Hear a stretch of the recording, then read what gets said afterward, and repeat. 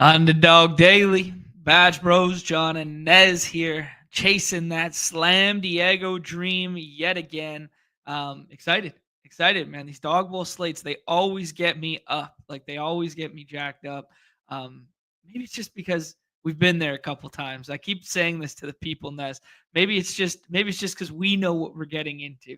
But they get me up, man, because I want to be fighting for that big check. I want to be the guy holding that fucking bowl with the fireworks going off. Like, call me egotistical, but I want to be that guy one time, Nez. Can't blame you. It's a lot of fun, a lot of eyes. It's good. It's good stuff. I'm also firing away. I need to get back. Just into the finals. Just to be drafting in the finals is just so much fun. That's what I want to be. It would be definitely from a labor and delivery room, but definitely want to get back to the finals. Yeah. Oh man, that'd be quite the story, dude. Can you imagine like Papa Nez, like just sitting there like baby boy in the middle of skin to skin, like drafting the winner. Get his hand up like this. Bria's like, come on, man, for the birth of your child one time. And you're just like, TJ McConnell in the 6th. It might be a TJ McConnell slate. It's a 10 person draft. You never know. That would get me excited. I actually just came up with the greatest nickname for myself in a response to you guys in that chat there. And I called myself TJ McJohnell. Not sure if you caught that one. That's good. Oh man. Speaking of the GOAT, I'll call you egotistical. That's perfect. Who was there? Yeah, speaking of someone who's not egotistical, man, shout out to Awin again. Takes down the main slate last night for 10K there. Kid is so humble, so good, and he just keeps on crushing it. So mad respect to him for last night's performance. And then yesterday was obviously paywall, so we got to double down on who was it? Was it Weather? No, Weather was the previous one. It was Weather was the previous one. It was LOL Hot Dogs. Lulz Hot Dogs finding his way back to the Dog Bowl, and Welchman were the two winners of the Dog Bowl on Monday. So we talked about it on the paywall yesterday, walked through the teams and that sort of thing. Not going to double down on that content again, but just had to get some love out to them. Did you happen to see the way Awin won? No, I did not. So he was in second. And then, blowout in Lakers Clippers. And LeBron takes a made shot from the Clippers end and just throws it to the other end of the court.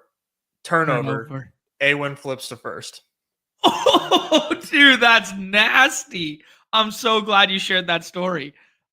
Oh, I mean, is that not just the most A1 run out of all time? I mean, unbelievable.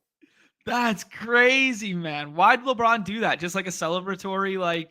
He was trying to hit somebody with a skip pass full court, and they were like not looking for the full court skip pass up 25. And it was a turnover. The only guy in the history of hoops looking for the skip pass, full court skip pass is, Tuesday morning at the Y playing 3-on-3 fulls or some bullshit. It was hilarious. It was the lay fuck you turnover. It's like, a la the lay F you 3. Wow, dude, that's crazy. Oh man, being on the wrong side of that one or right side of that one just makes for a great story. But like that would sting. That would sting. Nez, I'll ask you the evergreen question when we dive into these dog bowls and stuff. There, how many we got done? I think I'm at 70 or 80. Nice. All right, so big volume for you, getting in nice and early there.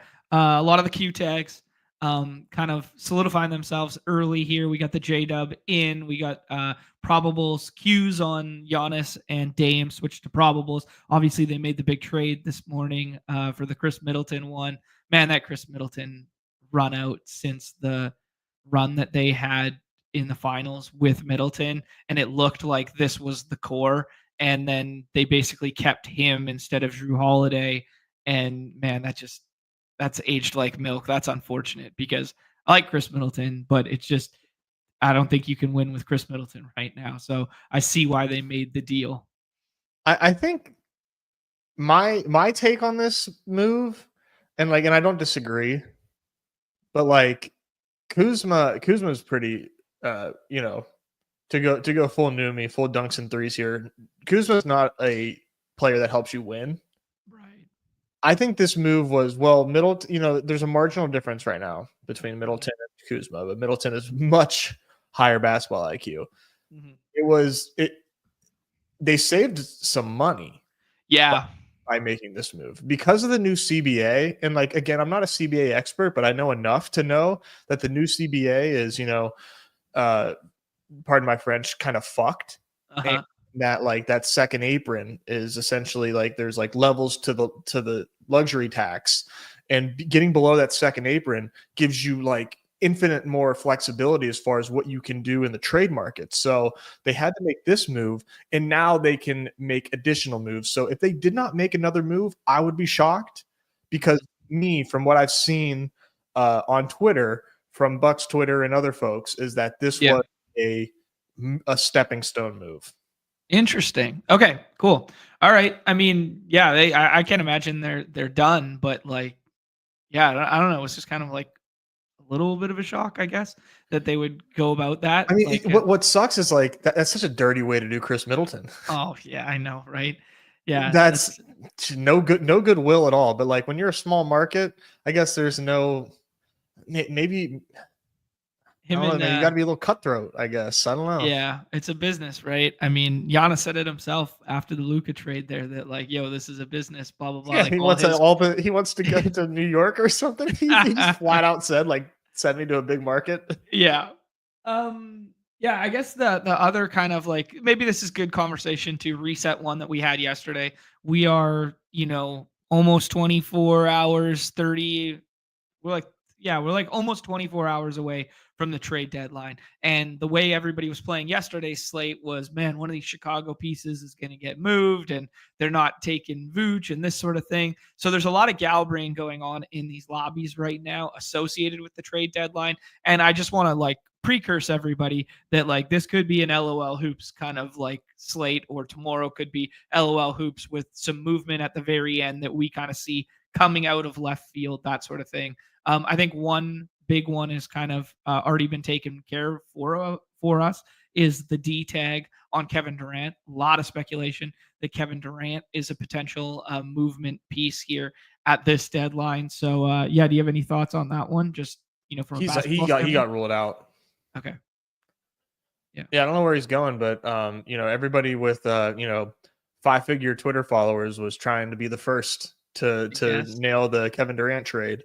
And there was nothing more obvious in my life than that trade not happening last night, because there was so much smoke from every NBA Twitter influencer, or, anybody with a Twitter trying to find their way to the breaking news. And of course it didn't happen, because that's the way shit goes, man. There's just way too much smoke on this shit.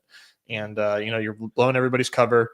And what I think personally is, I think that's coming from the Suns. All the rumors you hear about this trade being done is from the Suns side, trying to get more from other teams. Yeah. So that's my take on it. I do think Kevin Durant is gone, but I don't know where to. I hope the Spurs, man. You know how fucking fun that would be. That'd be sick. To push the timeline of Wemby right now. Plus, financially, I'd be yeah, that'd be dope. But yeah, so give us some outs here. It'd be pretty cool. But yeah, that'd be a really good one in general. This is interesting. I agree here with Justin, whereas I'd be stunned if Vooch didn't get traded. But he's been saying it for 3 days, and Magikarp doubles down. He goes, yeah, we've been saying it for 3 years. There was some crazy stat that came out after the Levine trade, and Levine, obviously a guy that we're going to talk through today because he's relevant to our slate, and just kind of the inner workings of the Kings now because he's going to make his debut this evening. But we've been saying for some time, the Bulls have to make these moves. They need a direction. They have to start making these moves. And they just never made in-season trades, basically until that Levine trade there. So maybe this is the start of something new, and the trickle-down effects are, Vooch today. Yeah. I think it's an interesting thing to think about. Yeah, I wasn't aware of the lack of in-season moves. So you add that, yeah, maybe they're ready to move along here. Yeah. Let's just for the lulls, you gotta call your shot on Durant. Where do you think?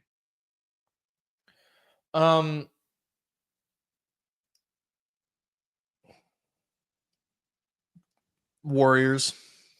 Yeah. Warriors would probably be the chalk, right? Spurs would be like fun. OKC would be like insane. But I highly, highly doubt that would happen. I guess. Yeah, that would kind of be most of it. Lakers and Mavs would be two that are like, oh shit, these guys were playing chess instead of playing checkers with that first deal. Lakers would be wild. Yeah, Lakers would be wild. All right, cool. Shout out to our guy Fully Loaded who took down not one, but two slates over the weekend there. I think it was Thursday and Saturday or Thursday and Sunday, something like that. And he's shelling out 5 members to the crowd. That'll come into effect tomorrow because we're going to do a paywall show tomorrow. Yesterday was a paywall show, and tomorrow will be a paywall show. And then we will do some Super Bowl stuff. Big game stuff with our guy Pete Overzet on Friday there on Off and On the Clock. Looking forward to that. And speaking of Super Bowl, as we transition into this slate, the good people at Unabated, man, we're going to use them as our drop down interface as we always do for talking through hoops here. But they have made their Super Bowl tab free to non-membies, so you can kind of drop by, get a look at what the platform's like, and then shop around for some of those good prices for plays for the Super Bowl there. Yeah, good stuff from them. Yeah, I will share it in half a second here. We are gonna go there. I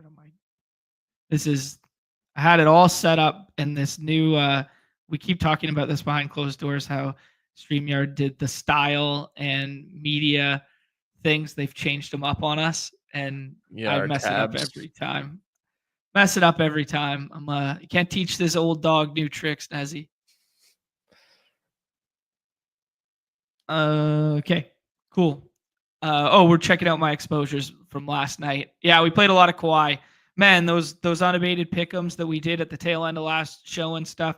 If the Clippers had kept that game close, we were going to be swimming in it because unabated hit the first 3 for us, and then we doubled down on the Clippers stuff like multiple times for Zubac and Kawhi. And as you guys can see, played a lot of Embiid and Sengun, and it didn't end up mattering because I played a lot of Clippers stuff with Kawhi there. Why is this not filling the space today? Let me see. Is that better? It hasn't changed. It looks fine, man. Come on, man. It's not what I'm about. Okay. Before we walk through the unabated stuff here, I will just show you guys here.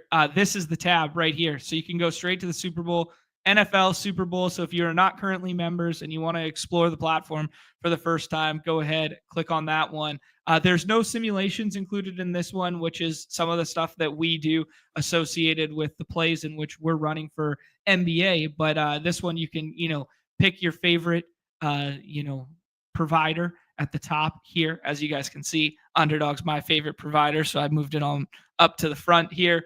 And yeah, you can just kind of look around with all types of bets, all types of projections associated with the bets. You can filter by bet type, like look at everything. You can go as far as 2-point conversions. And I mean, this is going to make the Super Bowl so effing fun. So go in here, mess around, explore with it. Once you do, you're not going to leave. So it's pretty epic stuff.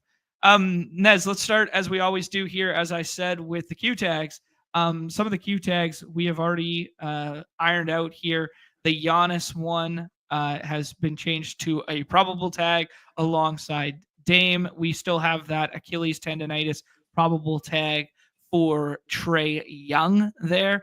And then we got this nice big green active tab beside J-Dub, who had a Q tag all morning. Walk me through like kind of ins and outs for you on this stuff. Yeah. So I was thinking both these Bucks were going to play today. Mm-hmm. I didn't do it every time in the Dog Bowl, but for the Hump Day hoops, I was doing Giannis at 3 for a lot of my runs. Meaning you had over Shea. Yeah, okay. So meaning you had Wemby ahead as well. Yeah. Oh yeah. Okay. Yeah. But Giannis at 3, I thought made the most sense. I think Trae Young plays, but like, man, this is a great spot for Trae Young. Mm-hmm. This dude, I mean, that he thankfully by the skin of his teeth got to 40 fantasy points last time out. Thanks to 14 points or something in the fourth quarter. It was crazy. Yeah. He just continues to be extremely hard to trust. Yeah. Did you see the game-winning 3 though? It was a 2. Yeah. It was like a step back 1 foot inside the line too. Yeah, and then he stepped over Malik Beasley. Yeah, that was rude. Ridiculous shot. Yeah, that was crazy. That was crazy.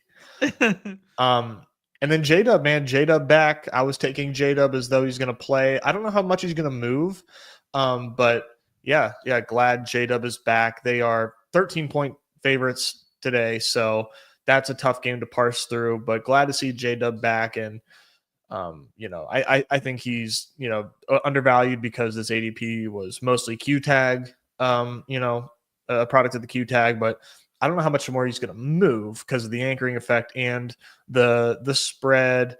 And I don't know if projections are in love with J-Dub today either. So yeah, any possible restrictions here? Just knowing that the Suns are going to be without KD and nothing. Yeah, he's missed 5 games, I think 4 or 5. I thought it was 2 or 3. Oh shit. Okay, I might have been off on my preliminary research there. It's only been 2 games. You're right. Okay, my bad. Yep. Yeah, just with that wrist, he kind of broke his fall falling backwards and seemed like it's probably just a little stiff. Okay, cool. Yeah, well said there. Anyone else that you want to talk through? I guess it's kind of interesting just to throw into this conversation. They're not Q tags, but they will be making their season debuts with teams that we haven't seen them on yet. That being De'Aaron Fox and Levine, who has a probable tag as well. Those two kind of seem interesting to me just to talk through a little bit here. Man, I think Fox is really, really interesting. Yeah, dude. It's his first game, so you don't necessarily know how it's gonna go. It's his first time playing with these guys in an NBA game, but you just threw De'Aaron Fox into the Spurs lineup and God, against the Hawks. Yeah. How can you not get excited about that, right? I feel like 30 to 33 minutes is definitely in play. With a whole lot of usage coming his way, plus having Wemby on the team. I'm taking a lot of De'Aaron Fox today, man. He opened up at ADP 32, 33, something like that. Made his way all the way up to 27, probably going to continue to climb. Pick'ems look pretty reasonable for him, 33.5 PRA.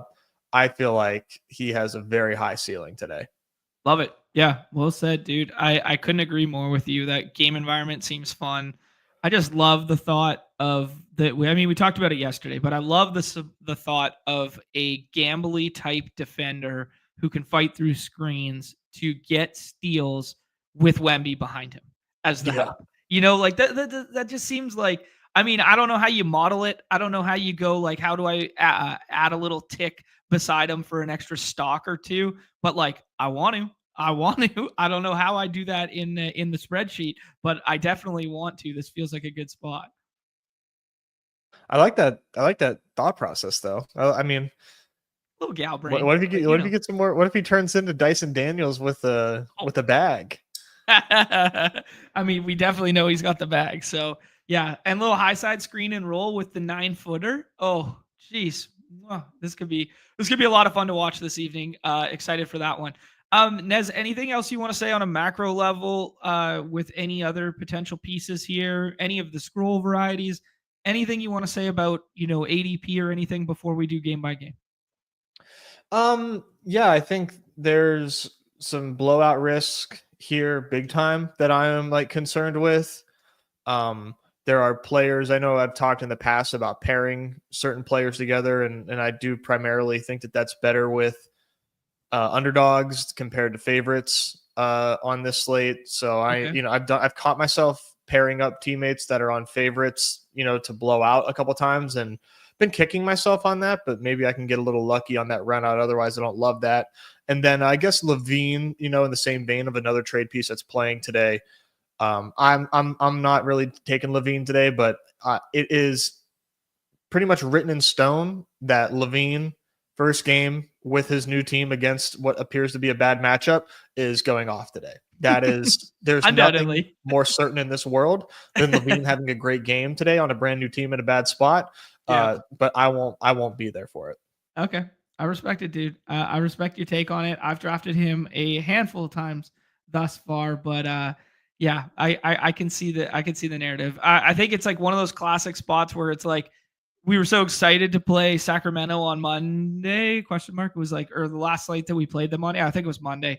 And it was kind of like, yeah, because we're going to be down one, and let's jam Malik Monk and let's move Malik Monk up a couple picks. Now you see Malik Monk falling like a rock in these lobbies because people don't know how to parse through it again, because you essentially just take the usage of Fox and then you kind of just like redistribute it amongst these four. And it's kind of like, oh, they all look mid again. Yeah, it'll be interesting. Sorry, someone rang my doorbell and my dog is barking. I just need to. He's not going to stop unless I get the package off the front porch. Jesus Christ. All right. This pretty good overview here. As you guys can see, some news has trickled in over the last half an hour before we get the official injury report, what comes in 5 minutes time there. But Chicago is on the back-to-back there. They have ruled out Lonzo Ball and THT. So that's the kind of like the first thing there. You can see that the Q tag has turned to a doubtful tag for Paul George there. And then we talked about kind of like all the Bucks pieces becoming probable. Interesting to note that Brook Lopez has the Q tag, yet he was the previous slate that was hanging on the longest to potentially be playing in that Dust Up Bowl last game. But then now all of a sudden he's the one with the legit Q tag. Bizarre just how that kind of stuff works out there. Yeah, can't agree more with this chat. Like Levine's impact, like just in terms of handling on Monk and DeRozan, it's gonna be really interesting to see. Absolutely. Last one to talk through would be, I'd be interested in your thoughts on this one. The Zion and Trey Murphy kind of like flipping here, where Zion is finally to start a slate, kind of like priced appropriately there, Nez. It comes on the back of basically his worst fantasy output of the season. They're running back the same game again at altitude versus Denver. So kind of just thoughts on, Trey's been playing some big time ball over the last 3 here. Do we get caught up in the recency bias or are we team Zion still? Oh, you already know my answer. Team Zion all the way, man. All the way. Okay. Trey Murphy's awesome. Mm-hmm. Had a lot of Trey Murphy last slate. But that was pure box score watching, and maybe Trey Murphy does it again. I'm gonna have more Zion than anybody else in the field every time it's a Pelican slate. So that's just okay. I respect it. In my contract. Any concern about the minutes or anything like that? We've still yet to see over the 28 margin. I don't think we're going to see any less than what we've seen, and he's put up 50 multiple times, so not really worried about it. Yeah. Trey Murphy just needs to not put up 40 real points and I win. That's like, yeah. Yep. Shout out to our guy Emwald. I saw him in some drafts this morning here. He's going for an interview right now. Good luck, my friend. Good luck there. You got this, man. Yeah. Let's move on over to Unabated, go game by game. There's definitely going to be some that we can wave here, dude. We got 11 games on the slate, so it's going to be a lot to walk through. I was kind of filibustering, so we got the latest injury report in 3 minutes time, but that probably okay. Hopefully Cavs are on that one because Cavs have still not submitted, so this could change on a dime. So let's skip Cavs Pistons here. Give it 3 more minutes time in case they submit, and let's talk about Bucks Hornets first. A 223 here, 10.5 by way of the Bucks. We talked about the Middleton trade already. Bobby Portis has been upgraded. We talked about it last time, how he's had like the out tag, then he had the doubtful tag, and now he's been listed as probable this evening. So you got a probable tag on Giannis and Dame. You got a questionable tag on Brook Lopez, which is a downgrade from a previous probable. And then you got a probable on Bobby Portis. And then on the Hornets side, you're without Melo, you're without Cody Martin, you are without Brandon Miller still, obviously, and Josh Okogie as well. Micic with that Q tag for the same left ankle that he played through last game. That's the macro lay of the land. Let's talk about it at ADP because there's 4 targets that go in the top 20 picks. How you feeling about them? Ooh, yeah. This is an interesting one. Having trouble with this, this new look Hornets team lately. But last slate, I, went to the Mark Williams thought I got dusted, and then next thing I know, he puts up 10 fantasy points in the last 2 minutes, and I'm feeling just fine. Yeah. I think he was actually in the winning lineup too, or maybe my top scoring lineup. Either way, Mark Dub got home. And, I think he was in the winning lineup for the Dawg Bowl slate. I think he was in the second winning lineup for Lul's Hot Dogs. Oh, okay. I think so. Yeah. He wasn't in the first one because the first one was the flipping of the board, the Joker, Bam, Amin Thompson, and then got the Brunson fall. So he wasn't on that one, but I think he was on the other one. Anyways. Okay. Yeah. So, 10-point spread here. Not too bad for Bucks against Hornets, right? Yeah. I mean, you would probably 10.5 now. Probably expect a little bit worse, but they're in, they are in Charlotte, so that probably helps here. Yeah, I mean, I think Dame is pretty undervalued, but his last few games he hasn't really shown up like he has in the past, so probably a big part of why we are seeing seeing Dame fall in conjunction with the Q tag. But I think Dame is a pretty damn good pick. I mentioned I have Giannis 3 here. Just really liking those two today. I paired them once and I kind of hated it. I was sort of kicking myself. I didn't really want to pair these guys. But I think if you are going to pair them, then maybe, throwing Miles Bridges or Mark Dub in there would be helpful. Okay. Sorry, Chad's saying the Cleveland submitted. I haven't seen it yet from the Unabated Yeah, side. we'll get it. Don't worry. I got you. We'll do that game next. Yep. I got it. There it is. So yeah, dude, Mark Dub just continues to be disrespected in projections. Yeah. How many times does this guy need to smash his projection before we just rank everybody else except for Mark Dub? I don't know. Mm-hmm. I do. There's one thing I'll talk about Mark Dub and talk about him like in this matchup in particular. I like it a lot more if Brook Lopez can't go. Like that size and rebounding plays better. Maybe it's anecdotal, maybe it's matchup driven, but like we've talked about how they're the toughest team to get blocks against, and not all of Mark Williams value comes by way of the stock, but we need those high rebounding rates for him to matter on a slate and to get those dunks, and then we need like 3 or 4 stocks from him. Maybe 2 stocks will be fine, but the opportunity to get them looks so much more obtainable if Brook Lopez isn't on the floor alongside Giannis, right? I think that checks out. Yeah, he's gonna see the court regardless. Mm-hmm. He doesn't necessarily need the matchup to necessitate it. Like he's gonna be out there for his normal minutes, no matter what. I am probably gonna be light on Mark Dub today, but okay. Yeah, he's just a sweet story, and I love that the ADP contradicts projections so much. I just think it's hilarious. Yeah. And I don't even think he's a bad pick. Like, I mean, I just think it's awesome. It's just like the ultimate Chad versus Virgin meme of Mark Dub versus the projections. Yeah. Another one of that variety will be the Bad Bridges as well. How do you feel about the Bad Bridges in this kind of game environment and muddled up ADP range of like 12 through 15, 16, 17? He looks good. But he goes right by Zion. Mm-hmm.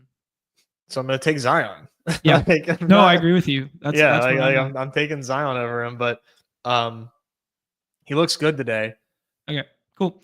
Anyone else relevant from this game environment as a back end? Scroll the F down. Like, would you get to Brook Lopez if he was in? Like, any love for anyone else? So just those 4 in our player pool.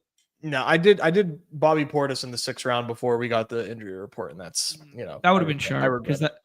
Yeah, I mean that would have been sharp in terms of like it could have aged so well. I mean that was kind of like me doing the Cam Whitmore in the 6th round yesterday before the Tarizen and Sangoon. So if you got those out tags and somehow he got a start or found his way to like 30 minutes, 28 minutes, it could age well. Yeah, I guess it was worth the gamble. I did it like once in the Dawg Bowl, and then like probably like 5 or 6 times in the Hump Day Hoops. Cool. Sounds good to me. A little context from Chad. You were talking about pairing the teammates together. Pairing the teammates together yesterday would have worked really well by pairing Maxey and Embiid together. That being said, Embiid was a 5th round pick in most of those ones. Dame is a 4th round pick. He's saying it's not negative correlation. It's a 0.112, so it's almost like a net neutral. Chad, can you do me a favor while you're doing all this? I would love to know the correlation between Embiid and Maxey because we've talked about how the fantasy point per game hasn't shifted that much. Like the perception with Maxey on and off the court, or I mean with Embiid off and on the court with Maxey is that like his uptick in fantasy points per minute is massive. But if you're looking at that stuff right now, I'd be really interested in that. Yeah, a little context from Justin here as well. Mark Dub, his biggest concern is all the drives to the rim from Giannis, like 2 quick ones, definitely in the range outcome. Yeah, definitely. When he goes fullback dive, tucks the basketball under his arm, and just runs at your chest. Yeah, Giannis is known for getting guys 2 quick ones. That is a good shout there. Yeah, not much behind. Just my boy Diabetes. Diabate's behind there, get a little Taj Gibson minutes versus Giannis. Okay, Nez, let's move on to the next one here. We got Cleveland and the Pistons. I'm refreshing the injury report as it happens in real time here. By the looks of it, we got a Q tag on Donovan Mitchell. We got Isaac Okoro ruled out, and we got Dean Wade ruled out yet again, as you guys can see on the beautiful Unabated interface. There it is on the right-hand side in real time. Yeah, but the Cavs are still 4.5 point favorites on the road, a 236 total here, a second night of a back-to-back here for the Cavs there. On the Detroit side, we got the usual injury report with basically nothing. All the G Leaguers. I guess it's interesting that they've listed a couple of the two-way G Leaguers as available. But yeah, nothing noteworthy there other than the Jaden Ivey out for the season there. So this is going to be really interesting to talk about because the Cavs have some really low ADPs today. I mean, we're accustomed to taking Donovan Mitchell quite high. We're accustomed to taking, Mobley, Garland in like the 4th and 5th round over and over again. Jared Allen, they're all free, man. They're all in the, back end 5th, early 6th round today. So how you feeling about the Cavs pieces? Yeah, man, this Donovan Mitchell Q tag feels quite ominous. Yeah. Yeah, I am wondering if we're going to be let known today. I don't think it's going to happen. I don't think it's evergreen reminder for the people who are first timers to just keep your eyes on his tweet machine because Donovan Mitchell always hashtags let him know. I think he's done it every single time except for one time. I think that was the Justin Pham stat of the past there. Yeah. So Garland, I think, biggest beneficiary here, obviously. Mm-hmm. 6th round pick right now, probably going to continue to be a 6th round pick until if and when we get that Donovan Mitchell news. But just looks very much undervalued here today. Could probably say the same with Mobley too. It's been a minute since we've seen a Mobley ceiling game, man. But the Pistons have had awesome games for fantasy the last couple weeks, and I don't see why this one should be any different. So I think Garland is a smash, and let's say in an hour, Donovan Mitchell ruled out. Man, I think Garland goes like to pick 20. Okay. Probably. It would surprise me if he didn't. So I think Garland is a great pick Okay, right now, and I'm a little upset I can't draft him right now. Well, go fire up some autos and put him at pick 29 and get ripping. Um, let's have the conversation here between Malik Monk and Garland. Who would you rather have today, assuming out tag on Donovan Mitchell? One more time. Monk or Garland today if there was out tag? Monk or Garland? Easily Garland. Okay, so he would be up kind of in this upper. How about Jamal Murray versus Garland? I think I would go Garland, assuming Spida out. Okay, sounds good to me. Like where you're at there. A hilarious thought that Jared Allen in the last round could be the guy that you need yet again with a slate breaker. Just classic Jared Allen shit. Any love for a potential Karis LeVert or Ty Jerome? Scroll the F down in the last round, or is it too big a slate for that? I think it's too big of a slate. Mm-hmm. Yeah. Agree with TKH here that 6th round Mobley is absolutely insane versus Detroit. Couldn't agree maybe more. He should start playing good basketball. Like, yeah. I don't know, man. Like what the fuck's up with Evan Mobley? All I hear is that Evan Mobley's generational and he's so goddamn good. And then you only get the ceilings whenever you get the ceiling every 10 games. Like what's up with this, man? Like you are being called upon in big spots and you completely disappeared. Like, is he still hurt? I'm curious.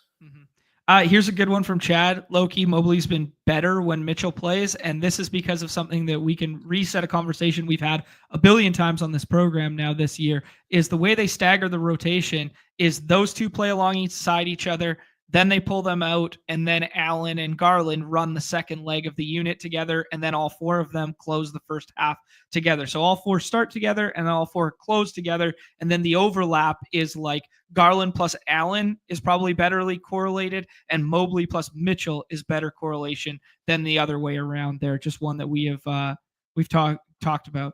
Mobley did just score 51 fantasy points in 23 minutes. Yeah, I think that was like 4 games ago. Yeah, I mean, he hit his quota once every 10 games. Like, congratulations. Yeah. It's pretty good from Ben. We're going to lose our piss boy license if we don't get our asses back in the big boards. We're going to do some big boards, I think, tomorrow. Behind closed doors, we're going to do a paywall show tomorrow, and we are going to do our first big board together. Jimmy, don't use Redacted as a source of news. The NBA injury report comes out every hour on the half hour officially. There you go. It's in the chat for everyone there. That is the most recent addition. Do not use the redacted source or the tags on the sites there. Pistons, Nez, any love for anyone other than Cade who goes at the turn there in the first round? Potentially Duren, but I'm not like loving the Duren stuff. Okay. Yeah, I mean, I'd be fine taking Duren, but obviously we've talked about Cleveland being tough matchup with those 2 bigs, but at least Cleveland is way faster this year, and this game looks pretty fast in general. So that's one reason to get to Duren. Good point. Cool. All right, let's do Spurs and Hawks, man. This is going to be kind of like my circle the calendar game for the evening. It's the game that I'm going to be watching when all the first 3 tip today. I really want to see what Fox and Wemby look like alongside each other. Up-tempo game here, fast game. Highest total on the slate or second highest? Highest total on the slate now at 243.5, 4.5 by way of the Spurs there. Nez, as I alluded to, De'Aaron Fox will be making his Spurs debut there. And not to be undersold, Jordan McLaughlin too will be making his Spurs debut this evening.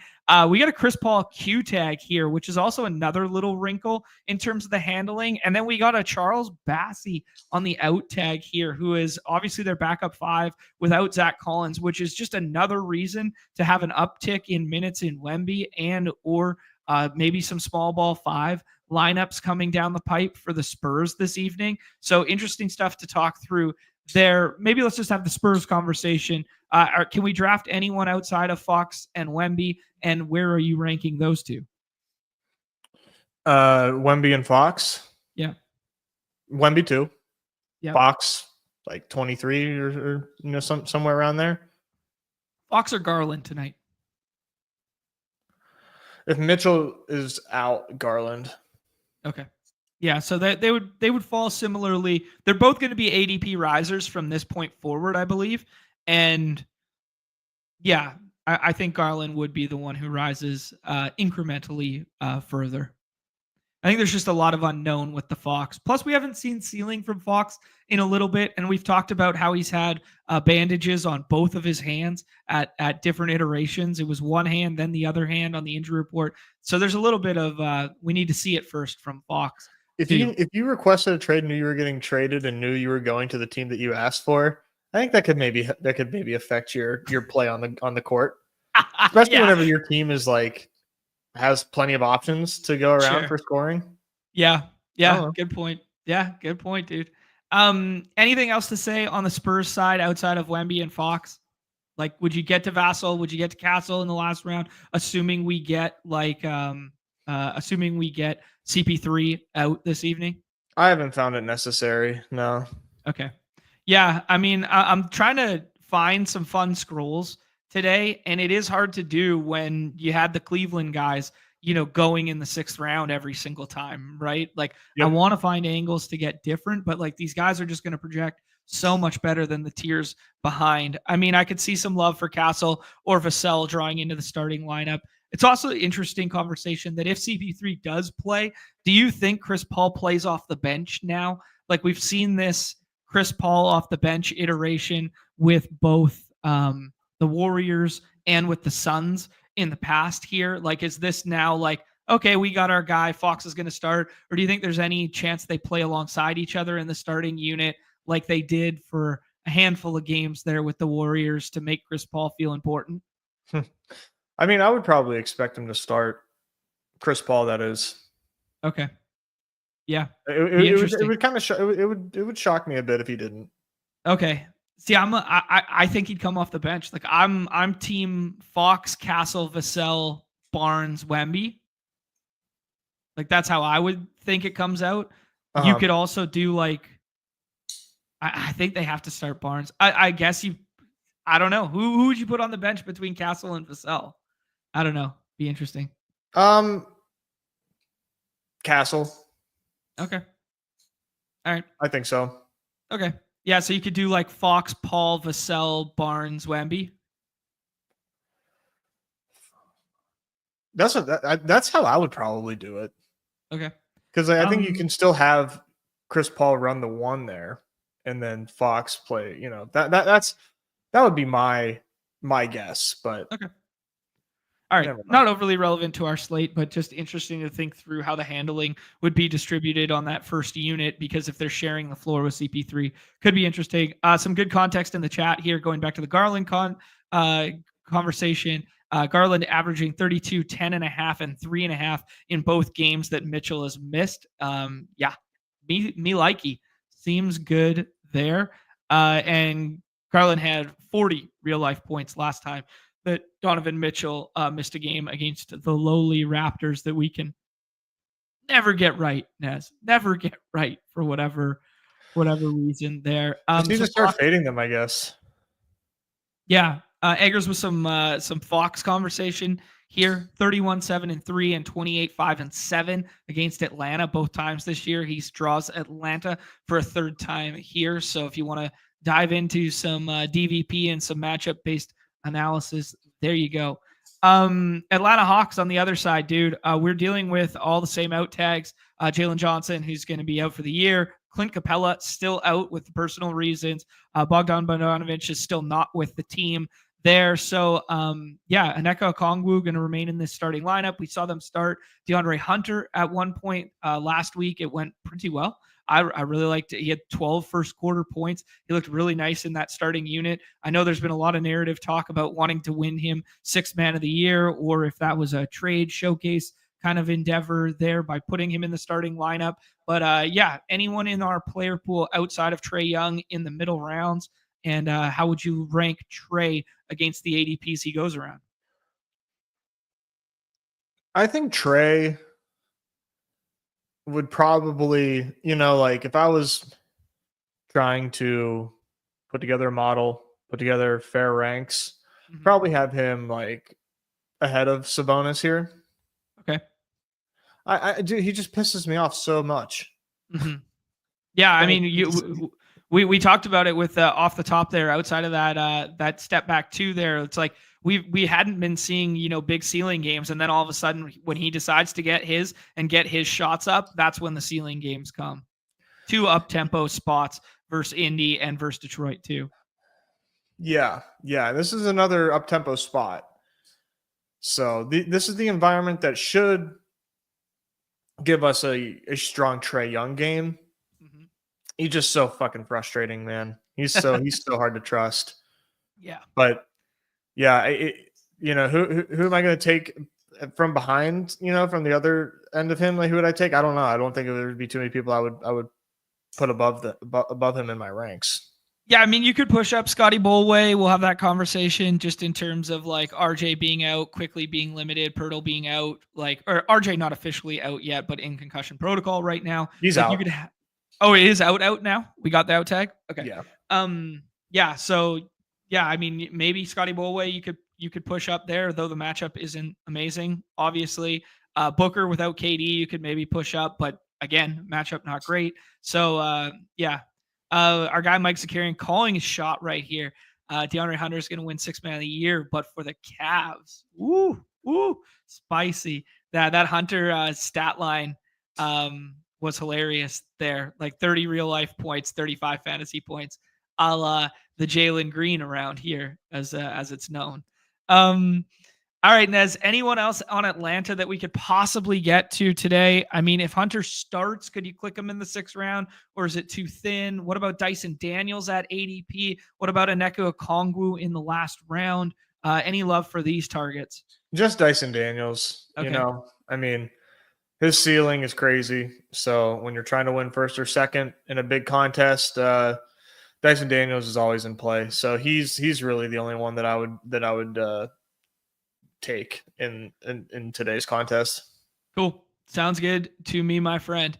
Guys, we got about 700 of us watching right now. Hit that like, hit that subscribe, notification bell. We're going to have, what is it now, Nez? Like 3 or 4 more Dawg Bowl slates chasing that million, 3 more after tonight. Dawg Bowl slates chasing that dream that is the $1 Million Live final in San Diego. Beautiful resort. Sign up, $10. You got a chance at $200K up top, plus a beautiful trip to San Diego there. We're going to be hanging out there, myself, Pete, all the gang. It's going to be a lot of fun there. So hop on over to Underdog Fantasy. Join it up here. Back to the beautiful platform that is Unabated here. Reminder that if you go under this NFL and the Super Bowl tab, it is free for the big game here if you want to check out Unabated. All right, Nez, let's talk about those Raptors that we were just talking about. Scotty Bolway there, aka Scotty Barnes. This is a 236.5. Memphis as 10-point road favorites. We saw ceiling game last time out with no Desmond Bane, who's going to miss some time here. We saw ceiling games from JJJ and from Ja, which was nice to see because we hadn't seen it in a minute there. But as we've talked about all year with Memphis, fastest team in the world. It's so fun, but the nights in which they are not super condensed, it's hard to parse through the minutes, especially when they're 10-point favorites against the lowly Raps that are going to be underwhelming this evening in terms of their depth. So no Desmond Bane here. Brendan Clark with a Q tag, John Concher with a Q tag, Marcus Smart with a Q tag, which is good to see because one of the teams that are really forthcoming with their injury report in Memphis there, they kind of like stagger their availabilities from an out to a doubtful, then to a Q. So it means Marcus Smart is on his way back here. And Vince Williams with a Q tag here. High ADPs for both JJJ and Ja this evening. Nez, thoughts on their ADPs and if you like the spot for them? Yeah, I think I do. I just think that this game is just like very much mispriced by the markets here. I think the Grizzlies are going to win by a large margin. And I worry about everybody's ceiling here on both sides of the ball. Like Scotty Barnes, to me, love Scotty. Yep. He is not somebody that I see taking over a game. I think he needs a strong supporting cast to get to where he needs to be, because assists are such a big part of his ceiling, is him, hitting those dimes here. When he's the only offensive threat on the court, like, I don't necessarily see him taking over. Now, I could be wrong, right? Because things could play out differently. And usually we like targeting teams against the Grizzlies because they play fast and fun. But like, models, more often than not, anytime that you see strong usage players go, like, they have to adjust and give a player a stronger projection. I'm going the other way on this, and I'm not doing the Scotty thing today. Okay. So I do have some Scotty teams, don't get me wrong, but like, he's not in my top 10. And I think projections have him like well in the top 10. And that's just not something that I'm getting involved with. Interesting. Okay. Cause he's my favorite right now. Ceiling, flip the board guy to play on the right-hand side of the board, who almost always goes on the left-hand side of the board. So yeah, I was, you know me, man, I'm doing that with like Zion. Right. Sure. Yeah. I can't fault you for that. I was doing like pick 7 when everybody over and over again, like, there's a stark tier break in everybody's mind. Here, I'll bring up ADP so it's easier to parse through and talk through. But there's a strict tier break in almost everybody's mind at this Maxey, Cade, Edwards tier. You know what I mean? And that's going to lead to the combination of these three being paired together over and over and over again at the 6-7. So I was like, who's a ceiling guy that's in a fast game with like some big time scoring potential that rarely comes back in the third round on that side of the board? I was like Scotty Barnes, and I pulled him up here and just kind of mixed and matched in this tier as like a little bit of leverage there. Doing it with Zion, same thesis, just slightly worse game environment in my estimation. Slightly worse game environment with Zion? Yeah, I think so. Just not as fast. Yeah, I suppose. Yeah.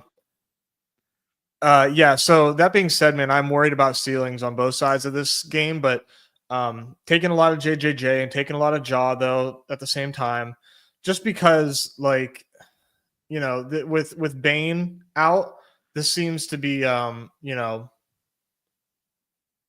lot of usage opening up for both John and Jaren Jackson, but could be deep, could be a blowout. So I'm just worried about the ways that things can go wrong here.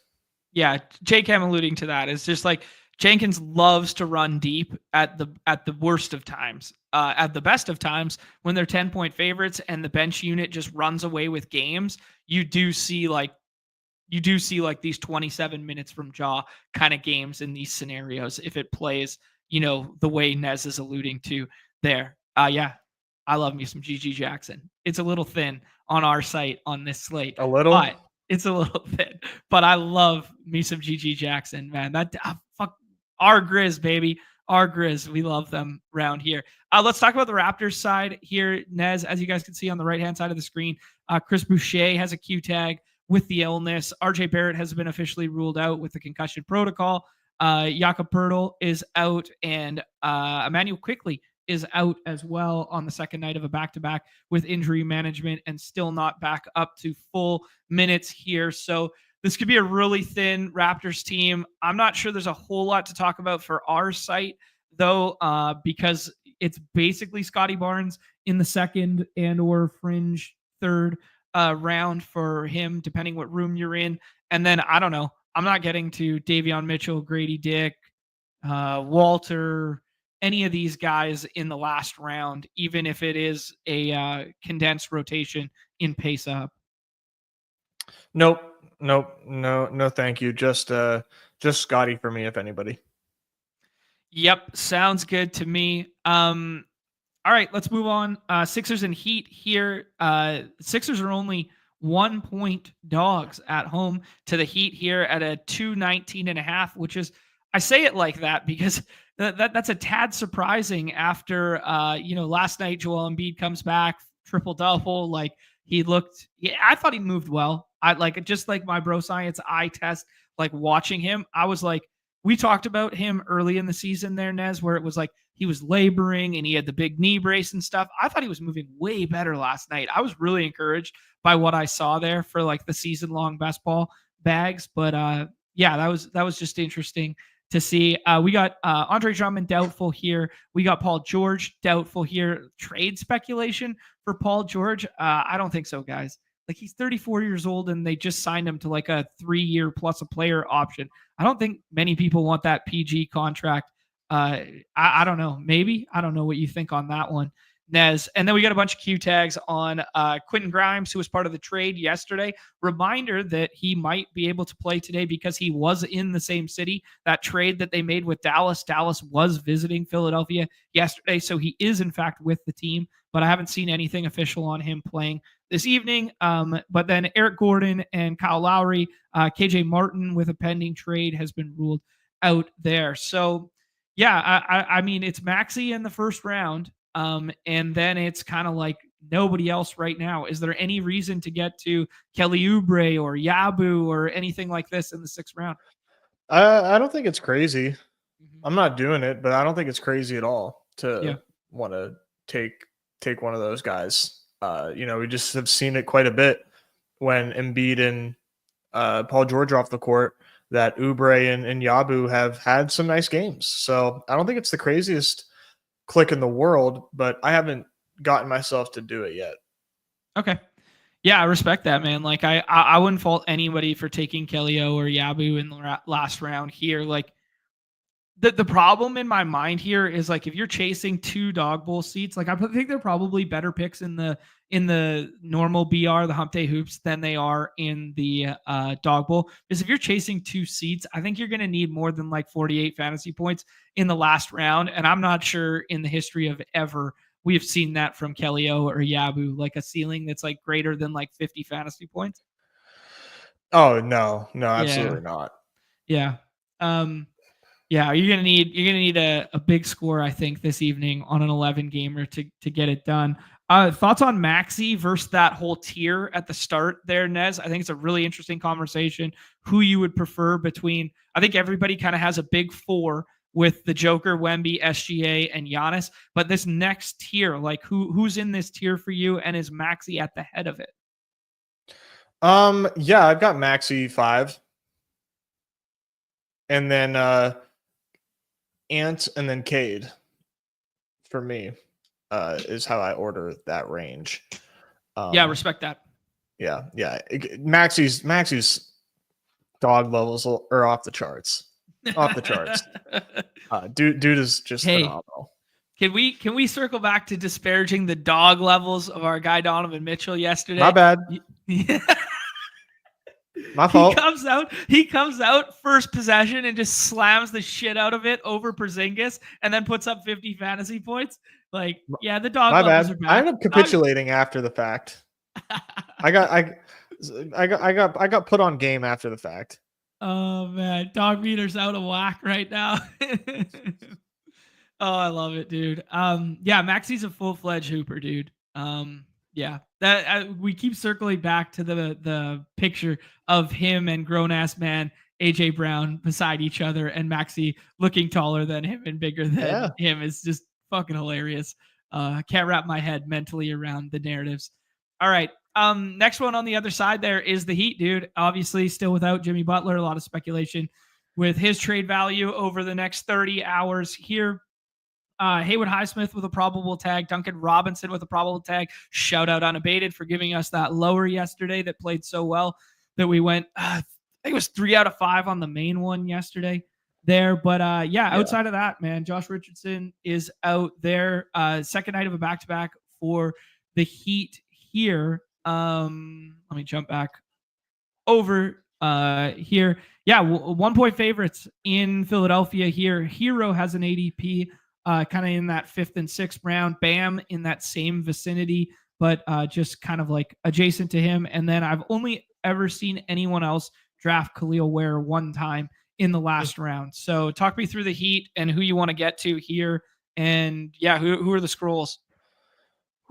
Well, I mean, I don't know about scrolls necessarily, but I think Bam and Hero are good picks today. But I don't know about old Ware Dog today. I don't know. No? I'm not sure I'm getting to Ware today personally. There's some he's a fun scroll. He's seen a ceiling, But I think there's some other really sneaky picks in the 6 that I think project better and are just as low owned. Okay. So that's where I'm going. We'll get there. We haven't gotten to these games just yet, but Hero and Bam, I think are both pretty interesting. I think the Sixers, like the iteration of the Sixers we've seen before last night, has been kind of a faster paced team that has allowed some pretty strong fantasy scores against them. So kind of into this the Heat today against these Sixers. We've also noted the splits of pace, the on-off splits of pace with no Embiid and no Paul George. How much faster they play with just Maxey and sometimes the Smalls, you know? Exactly. One other thing that I would add to the Ware conversation is Ware looked like he was in like the most nutted spot on planet Earth yesterday against Bulls, against Vooch. I mean, there's probably only one other better spot for fives, and that's going against the Wizards, basically. This offense, man, with no Jimmy on the floor and with Bam playing the 4, has really opened up running things offensively off of Bam in a way that we haven't seen in a long time. And we are kind of been the never Bam guys and the no ceiling for Bam. But from the ball watcher perspective, over the last like 3 or 4 games here, I've definitely noticed a change. When they start big, they play Ware and Bam beside each other, and they run a lot of stuff through Bam on the offensive end. Now that's my narrative. That's me watching the games. That's my take. I don't know that I have a ton of data to back that up, but I do think Bam feels like a slightly more palatable click in recent memory comparative to the days in which he had an ADP in the second round over and over again. Yeah, I mean that does sort of seem to check out strangely. Yeah, he's becoming easier to trust lately. Okay. Here is one of the cross it off games of the night. I hope my eyeballs never go to this game, but we could find ourselves to pack your water wings, put the sunblock on your nose, Nez. Could it possibly be Jordan Poole in the last round night? Nets play so effing slow. They're on the second night of a back-to-back here. They're 4-point favorites at home versus the Wizards in a 216.5 total, which is just so gross. Wizards are still without both the centers in Sarr and Marvin Bagley, which means Joval comes back into our life for the potential of 30 minutes in the 6th round. I've seen a couple people draft him. The G Leaguers are out on assignment. They're interesting of note that obviously Kuzma got traded, but Malcolm Brogdon doesn't have an out tag here. So, I mean, he's probably back in the rotation and probably starting this evening. And this could be like showcase Malcolm Brogdon night. So I wouldn't be surprised to see him in the starting lineup, just throwing that out into the ethos. And then the Nets, man, let me get the injury report. Claxton's available, but no Clowney and no Cam Thomas and no Trendon Watford, no Dariq Whitehead there. Daron Sharp has a Q tag, which could impact the minutes of Nick Claxton. Just thoughts on this game. Is anyone draftable? Yeah. Poole, I think, is certainly draftable. With no Kuzma there in this spot, I think this has Poole party written all over it. And then Joval actually had a decent game. My dog, dude, Jesus fucking Christ. Joval, nice game. Finally. Yep. I don't see why this isn't another Joval night. Yeah, 39 fantasy points last time for Joval out. I mean, we've talked about the fantasy point per minute rate for a guy like Joval, and yeah, it's just he's I don't know. He didn't even have a single stock in that game either. Yeah, 28 minutes, 14, 17, and 4 with the big double-double there. Almost 40 fantasy points for him there. The minutes have ticked up in a big way with Alex Sarr being out the last few games there, and obviously Marvin Bagley as well. And if you're going to go blow for blow in a slow-paced team, it's probably going to run through the 5s for both these teams, right? Like Claxton and him kind of going at it one another. I mean, I think Russell's probably going to have a pretty for sure, yeah, pretty decent role. Yeah.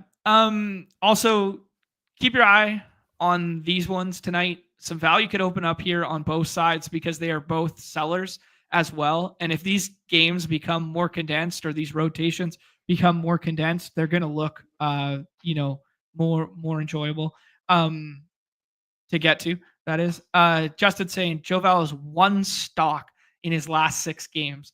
There was also the night that everybody played him. Let me look it up here.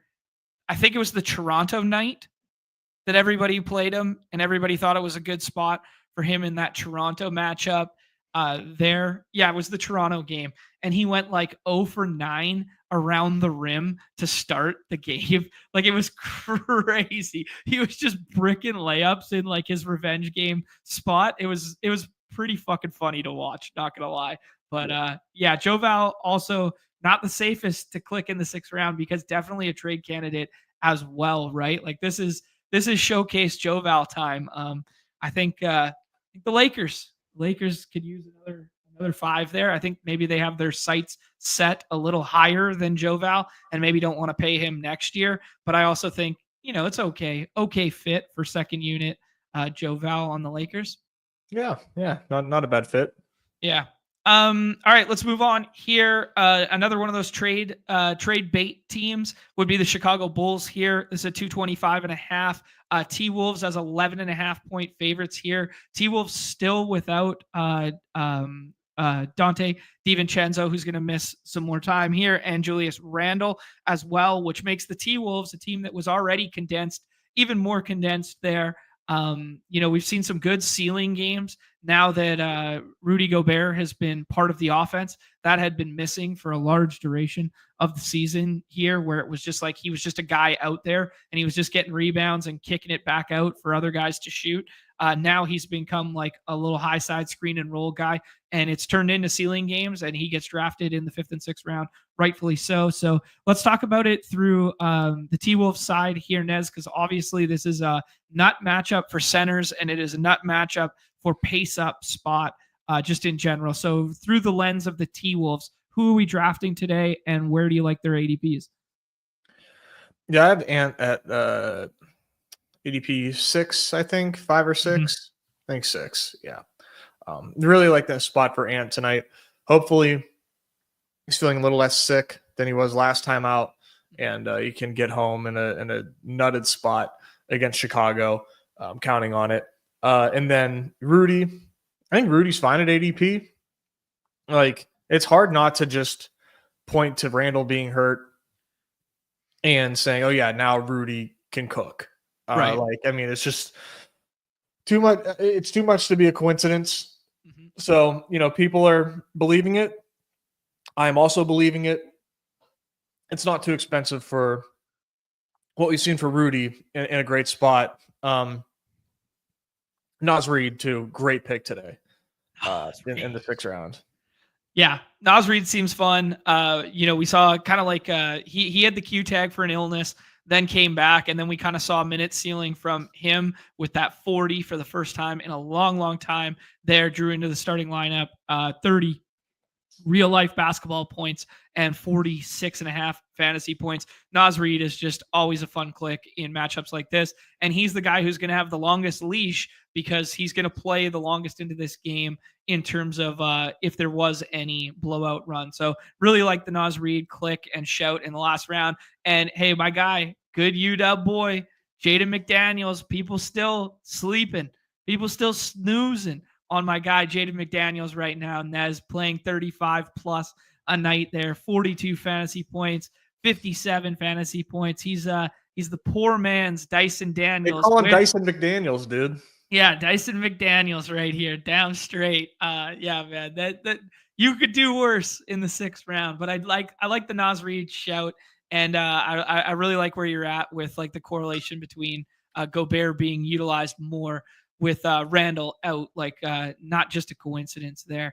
Bulls side, get your Windhursts ready in terms of like anything can happen with this rotation and trade news. But we've already got Lonzo Ball ruled out on the second night of the back-to-back here. We got Zach Collins, who they have traded for, ruled out, and it says coach's decision, which is weird. I guess that's just the designation for guys who got traded. So the three guys that they acquired in Collins, Kevin Huerter, and Trey Jones are still all listed as out. I don't know. Maybe they try and move another one of them. They obtained them. They got rid of the Levine salary stuff, and now maybe they're trying to flip them as assets and don't want to risk them being hurt out here. And then Dalen Terry, who doesn't really factor in a whole lot, but he's got the Q tag there. So, I mean, Chicago could look okay tonight and decently condensed tonight. And we could see, Montez Buzelis, who balled the fuck out. Shout out to the chat yesterday, who was all over him, in the pick'em lobbies. They told us, play the hires. And man, did he smash last night. He was fun to watch. Beautiful dunk there. But Nez, what are we doing with the Bulls side here? Because right now it's Vooch in the last round and maybe a little bit of Giddey, but I think Vooch is probably the most likely to get traded here. So, I mean, I'm fine with Giddey. I'm fine with White in the last round. I'm fine with Buzelis in the last round. I think this game could be a little more fun than we're getting than the field currently thinks right now. I don't know if it'll be fun. I don't have a whole lot of faith in the Bulls putting up a competitive game here. Okay. I do think Giddey is an interesting pick, though. Mm-hmm. Just being asked to do a ton offensively. And then Vooch, I'm essentially full fading, right? Could be traded, could potentially have himself a pretty bad game. I don't really have any interest in him. Okay. Yep. Sounds good to me there. Any love for Kobe White or Io or Buzelis, anything like this? No, I mean, Matas is so cool, man. Matas is a pick 'em play. Yeah, I agree with you there. Like if you want to shoot the moon with him in terms of the sliders in the pick'em lobby, opposed to a last round fantasy pick, because it's really hard to envision a ceiling in our games that's worthy of winning a slate. But you could definitely chase some ceiling, in the lobbies, right? 100%. Sun Q asking, do they swap traded players? Yes, correct. If Vooch ends up getting traded and gets an out tag and an out designation, he's not going to play basketball tonight. He will be deemed swap eligible this evening. Our guy Winky in here leading. He's leading the Montez Buzelis hype train. Although we got to throw it back to our guy Zakarian in the double dribble streets there, who was getting us mad hyped on him as well to start this season. Okay, Nez, next game on the docket here is Warriors and Jazz. 224.5 here. We got 5.5 by way of the Warriors here. We've talked about it a lot in recent memory that when the Jazz are at full, it's pretty hard to we know someone's going to find a little bit of ceiling, but it's pretty hard to see more than, even when Lowry gets 33 minutes or whatever, it's pretty hard to see ceiling. Now we're in a situation this evening where we might be without a couple pieces. And that gets me kind of like more excited to consider playing some of these Jazz options when they're more condensed, right? So no Colin Sexton this evening. This dog's going nuts. No Colin Sexton this evening, and Lauri Markkanen with a Q tag here. Does that open up anything to get to with the Jazz? Like, can we get to, Keynote? Can we get to Jordan Clarkson, something crazy like this? John Collins in the last round, Walker Kessler. Do we want to get to any Jazz pieces tonight? I think so. Okay. Sell me this pen, baby. Who do you like? I've been getting a lot of Collins in Keynote today, quite a bit. Mm-hmm. I'm never doing Walker Kessler really in my drafts, but I guess he falls in the same vein here. Curry, his pick'ems are great, his projections are great. So he's a fine pick at ADP. Mm-hmm. I'm just very much into, the low owned pieces of this game, being Andrew Wiggins for one. and those Jazz pieces that I mentioned in Collins and Keynote here. Okay, cool. So Keynote last round viable. That's Keontae George for the uninitiated there. And then I guess the Warriors side of the equation, you said Steph's fine at ADP. It's just interesting of note that Kuminga's still out, but Draymond and Kevin Looney have been listed available. Moses Moody with a Q tag and Andrew Wiggins with a probable tag there. Is there anything that could possibly change that gets you to any other Warriors piece in the last round, or is it just too thin? No. Yeah, man, it's so fucking hard to play the Warriors. There's just no ceiling night after night. Like, it's just like I want to get excited about like 6th round Steph Curry and be like, yeah, man, I want to see throwback Steph. And it's just like 30 fantasy points over and over and over again. Like, if you just changed the screen names on Steph Curry and Devin Vassell, same fucking output over and over again. But people click Steph Curry's name, you know? Well, we know the ceiling is somewhere there, but right, yeah, we're still chasing that sweet dream of Dawg Bowl 2021 in Miami with these Steph Curry dreams. If there was ever a spot though, Utah, man, come on, please, Steph. All right, next one on the slate here, 238.5, second highest total on the slate here. The Nuggets, 11.5 point favorites at home against these Pelicans. They're running it back, Nez, from I guess 2-3 nights ago there, where Joker smashed and broke the Monday night slate in a big way. Joker 101 yet again this evening with a bullet there. On the Nuggets side, we got Aaron Gordon with a Q tag. And we got Russell Westbrook and Peyton Watson out yet again. So, I mean, Nuggets could be even more condensed at home here in a quote-unquote smash spot against our Pels. Pour one out for our Pels. Yeah, man, what do you think? Yeah, I'm back on this game. Should be fun. Just think it's very condensed. We know exactly who we like here. Obviously, Joker, consensus 101. Jamal Murray, great pick. Michael Porter, nice sneaky 6th round pick. And then on the Pels, it's, Zion. I think Trey Murphy, is a little overpriced, but a great pick still. And and CJ in the 6th as well, who had 40-point game, got that right. That was fun. Didn't amount to, much, but it was nice to get right and call that nice game from him. So, love this game. Love this spot. These are two teams that we should be targeting quite a bit. And I'm going back to the well on this one. It was pretty fun the first time. It just got a little out of hand, and Zion didn't really hold up his end of the bargain at all. Yeah. But I'm going back to the Zion well, man. I mean, this is the strongest projection I've seen from Zion this season with a 35.5 points, rebounds, and assist. Okay. Cool. Yeah, man. I respect that for sure. Getting over on the Zion stuff. Is there any other like Pels love here? Like, can we go back to the CJ in the last round? I mean, no Jose Alvarado. Like, Jose Alvarado has a Q tag right now. Daniel Theis, it looks like he's going to be traded here. So, I mean, they could be condensed too. So, like, this game could be, high total. The spread's not as desirable as we would like, but high total, a little bit of pace to it, and decently condensed. So there's going to be some fantasy goodness of the scroll down. You cited Michael Porter Jr. there. If we get no like Aaron Gordon, any love for like Christian Brown in the last round, who's played like back-to-back games of damn near 40 minutes, 38 and 40. He had 42 or 43 fantasy points in one of those outputs. Any love for like Yves Missi with basically no backup 5 behind him kind of deal? I'm not doing Yves Missi. No. Okay. Yeah. Too thin. I found my tipping point. Christian Brown? I mean, like, I can understand the argument for Christian Brown for sure. I like him as a player. Yeah,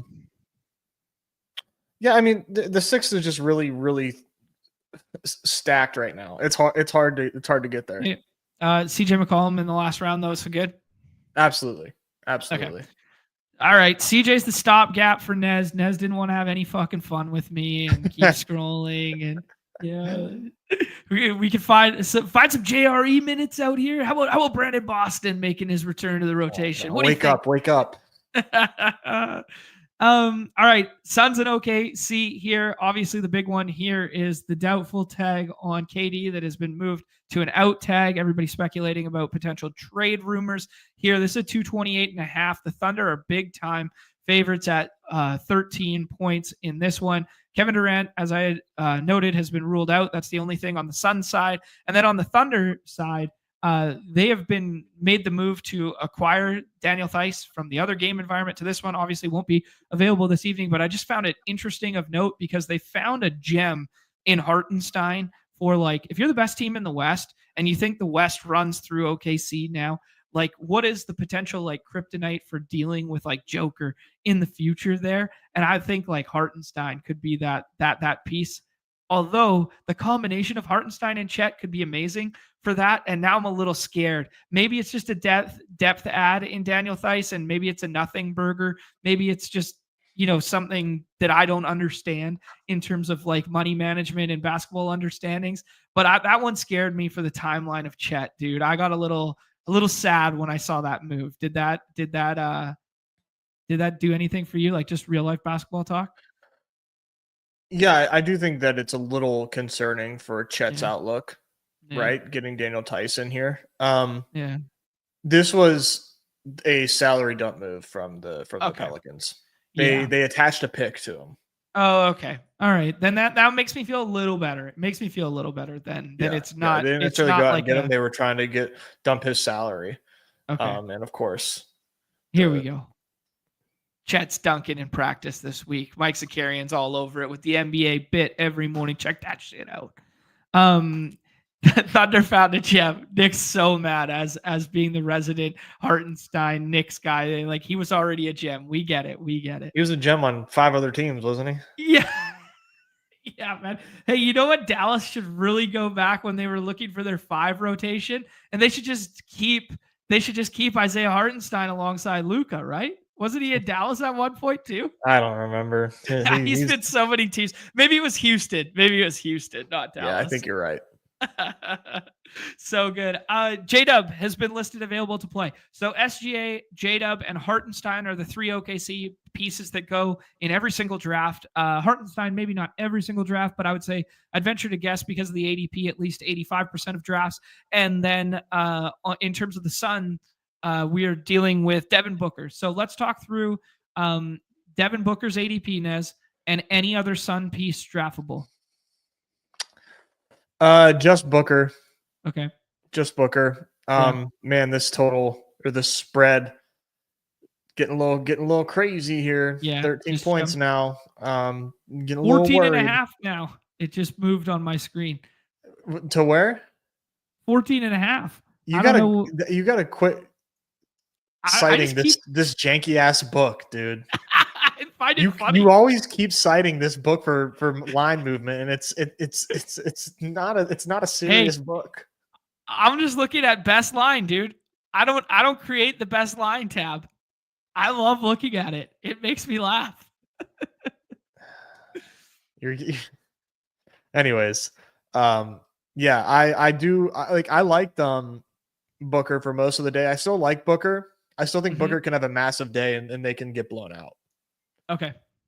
Yeah. I think both can hold true. Like, it's just Booker tonight. Like they just have, I mean, like Booker and Beal, but like I think Booker's going to take over tonight, and it might not work, but I would expect him not failing. Mm-hmm. I respect it, dude. Like that a lot. Just interesting. Like, we've talked about the Booker and Beal overlap in handling and how it kind of cannibalizes sometimes or whatever. But I'd be really encouraged. I'm really encouraged about Booker in general. I'd be extra encouraged about him if you get a starting lineup, in which we're not going to get that starting lineup before our contest locks. But just in general, if I was playing on one of the redacted platforms, I would be really encouraged if he was in the starting unit on his lonesome, and they did like the Jones, Booker, Dunn, Royce, and Nick Richards. And then the second unit handling stuff was like Beal and Allen. Like, I'd be really excited to play Booker in that instance. Yeah. Yeah. Okay, cool. And then on the OKC side, there, Nez, is anybody else draftable outside of the obvious in SGA and J-Dub and Hartenstein? And or do you like their price tags and like them as targets this evening? Just those three. Just those three. SGA, Okay. J-Dub, Hartenstein. And I like them. I like all of them at 80. Well, I like Shea 4. I'm taking Giannis 3. But I like J-Dub and Hartenstein against the bigs against Suns thesis. I like them too. Yeah, it's just a matter of like how does this game get to its spread? Is it if they can not be down 20 at half, that'd be amazing. And then we can see because this game has the potential, I think, to be super, super exciting. I mean, as exciting as a potential 13-point spread could be, but yeah, you really need Booker to ball the fuck out on one end, and then you need a surprise secondary contributor, probably Beal off the bench or Nick Richards, to then push game environment so that SGA and J-Dub play full and they're not just sitting the fourth rather. But we have seen ceiling games from SGA where he sits look no further than his last game out, where he sat the whole fourth quarter, or almost the whole fourth quarter there, and he still put up 58 fantasy points or something. I don't think it was quite 58, but yeah, that was against the Bucks D leaguers. Right. That was a joke. Yeah, that was 43. The game before was 30 minutes against the Kings with 51. And he only played 30 minutes and didn't have to close. Yeah. T-Bear, I will never unhinge your hopes for OKC. They're like the deepest, youngest, best roster in the West. Like, obviously the West is really tough with teams to go through. Like, there are some really good teams in the West, but man, this team is big time nice, and they've proven it for the last year and a half. That is a hilarious take. Yeah, they're really good. It's par for the course. Yeah, they're the best defensive team in basketball, right? Like, they're fucking fun. Speaking of a team that we once considered one of the best defensive teams in basketball, the Orlando Magic. This is a pretty high total for our Magic, dude.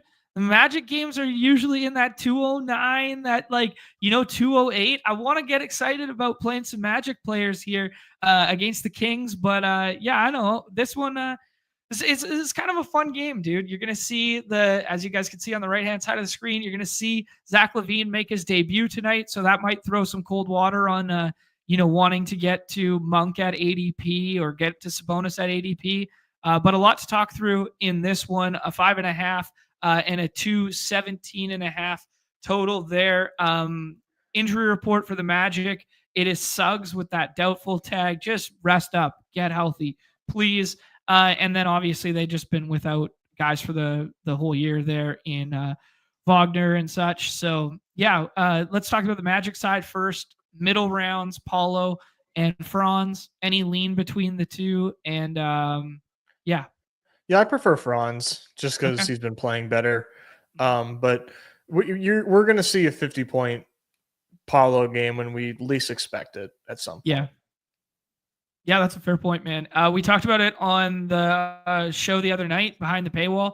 I thought it was a really interesting conversation just between the ceiling potential and ceiling outcome potential of Franz and Paulo, how it's kind of in our minds, 80 to 85 fantasy points, and how they're just going to be distributed between the two of them on a given night, and how their ceiling outcomes are negatively correlated and cannibalize one another. So I'm a max one Magic per roster, and I'm in the camp with you too, dude. I like Franz, man. But it is interesting just to know when one of the two starts knocking down shots, they start funneling to that guy, and that's the guy it's really hard to be like, hey, this is the guy who's going to make shots tonight. Like, we could go down the well of who's going to get the Keon Ellis or Keegan Murray treatment this evening and try and go down that rabbit hole in terms of matchup. But it's just night to night variance on the shot making between the two of them. Let's talk about the Kings then. Nez, obviously a lot of moving pieces with the trade deadline, and out with Fox, in with Levine. Imagine we see Monk, Levine, DeRozan, Murray, Sabonis as a starting unit, and then we see like Keon Ellis as first guy up here. Any love for the Kings pieces? Obviously a tough matchup, but at least they're favorites at home. Yeah, this is tough to me to get to most Kings. Sabonis, I think, is properly priced at ADP, which I didn't expect. Usually, he's just by default a top 5 pick. So good work by the market, in my opinion.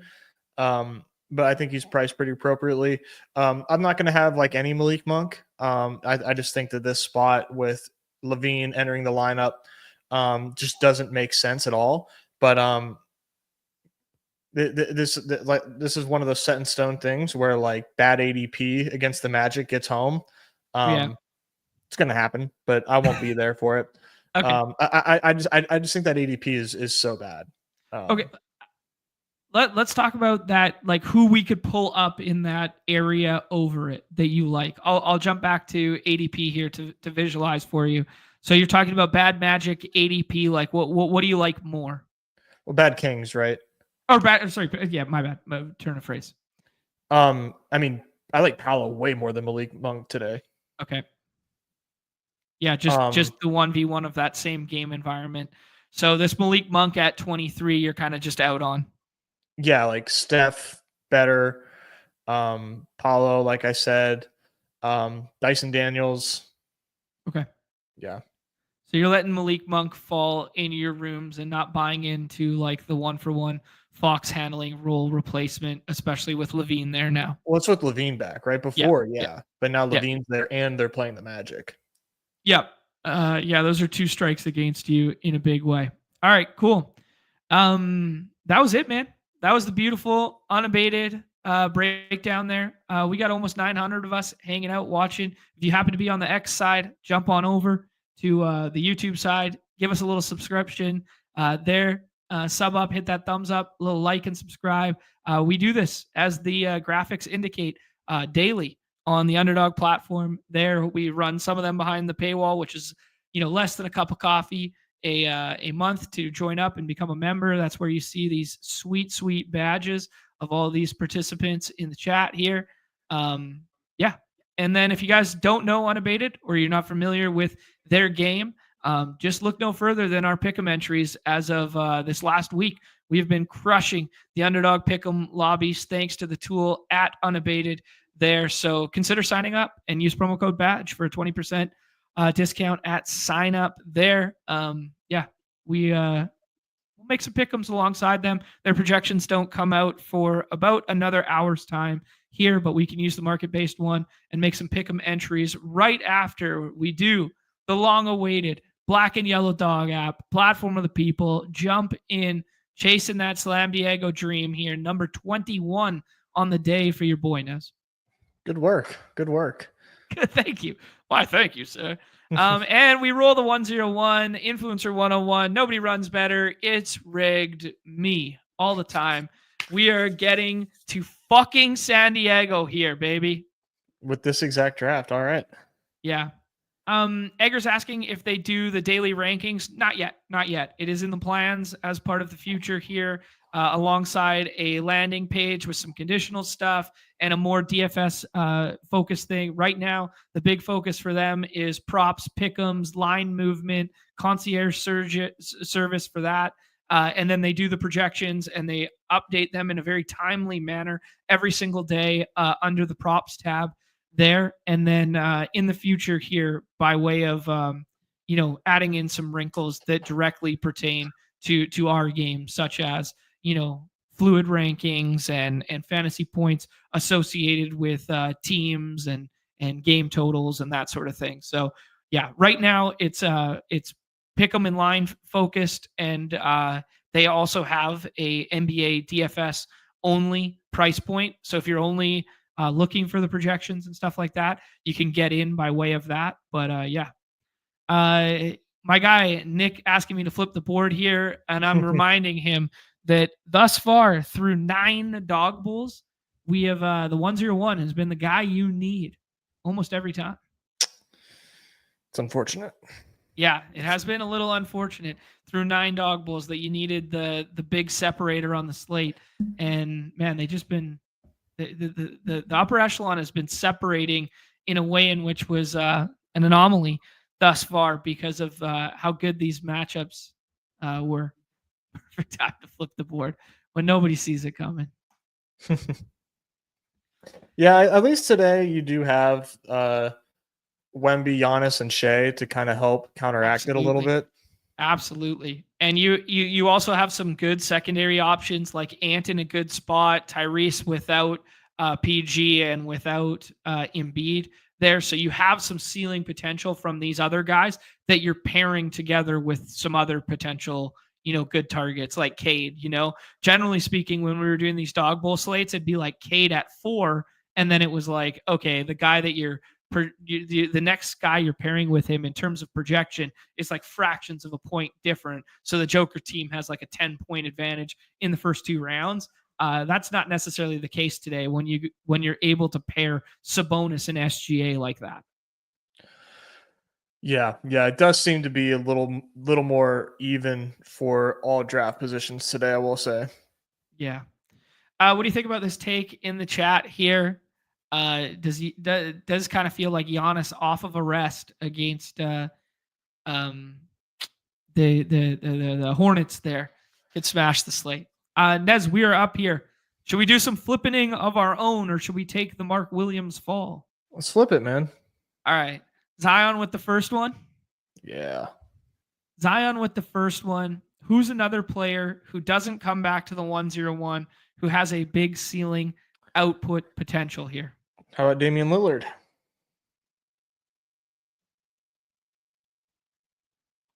Okay. I'm a little weary of the Q tag fell back to the 101 enough times that we just made a bad team. Like, you know what I mean? I'm weary enough of Dame Lillard Q tag 4th round lining up with Joker teams. Like I probably would have taken like Ja or Franz there, like a guy that I know doesn't come back in the 4th round. Yeah, I don't know how often he did fall back. That's been his ADP. That was his ADP when he had a Q tag. And even still, we're still going to get different. We're still pairing the 4 and 5 round. That isn't necessarily. That's cool, guys. Congratulations. We'll still have unique pairings at 4 or 5 though. You're still accomplishing what you want. Mm-hmm. Yeah, that's fair. Pitch asking why they moved away from the 10-person drafts. The live final will, in fact, be 10-person drafts.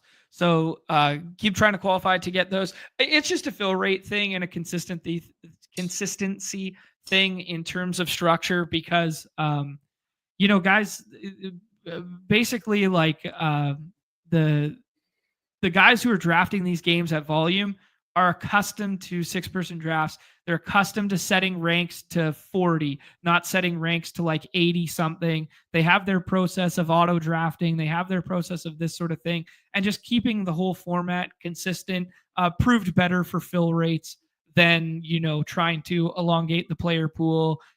Plus just time to draft, right?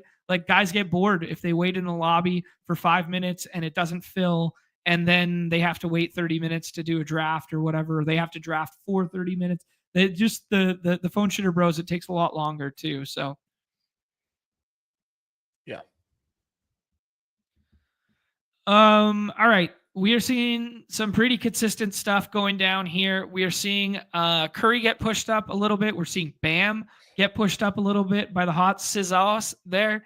I'd throw my hat in the ring for Fox and J-Dub here. Yeah, those are great picks. Let's do it. Let's take those big green tags to make our roster look all fun and shiny and pretty. We got a P tag and we got 2 little green ones. And then Nez, we got to start thinking of a scroll here. I gave you a couple options from the rundown. Yeah. Remind me. Remind me. We'll see what gets there. Ooh. 2 words, baby. The chat's on it. The chat's on it. Don't say it too loud. There's only 2 words that are fitting on this team. There's only 2 words. He's not making it back. Oh, man. Yeah, Nick also saying the variance associated with the 101s, like, you get more 101s in terms of the 6-person. For me, I think it was the variance associated with price point of jumping in a 10-man for $25, and most people are only going to do 5, and then you just roll like 3 end of draft boards and 2 middle of draft boards, and you feel like you're drawing dead for the price point, whereas people would rather have that 1 in 6 chance at doing so at a lower price point. I think that's a big one. Yeah, I would agree with that. Yeah. Shout out to Jack, who's drafting from the 4th slot against us here. What's he cooking up? SGA, Sabonis, Devin Booker, Franz Wagner, Rudy Gobert. Wow. My dude is absolutely slicing and dicing this lobby against us, dude.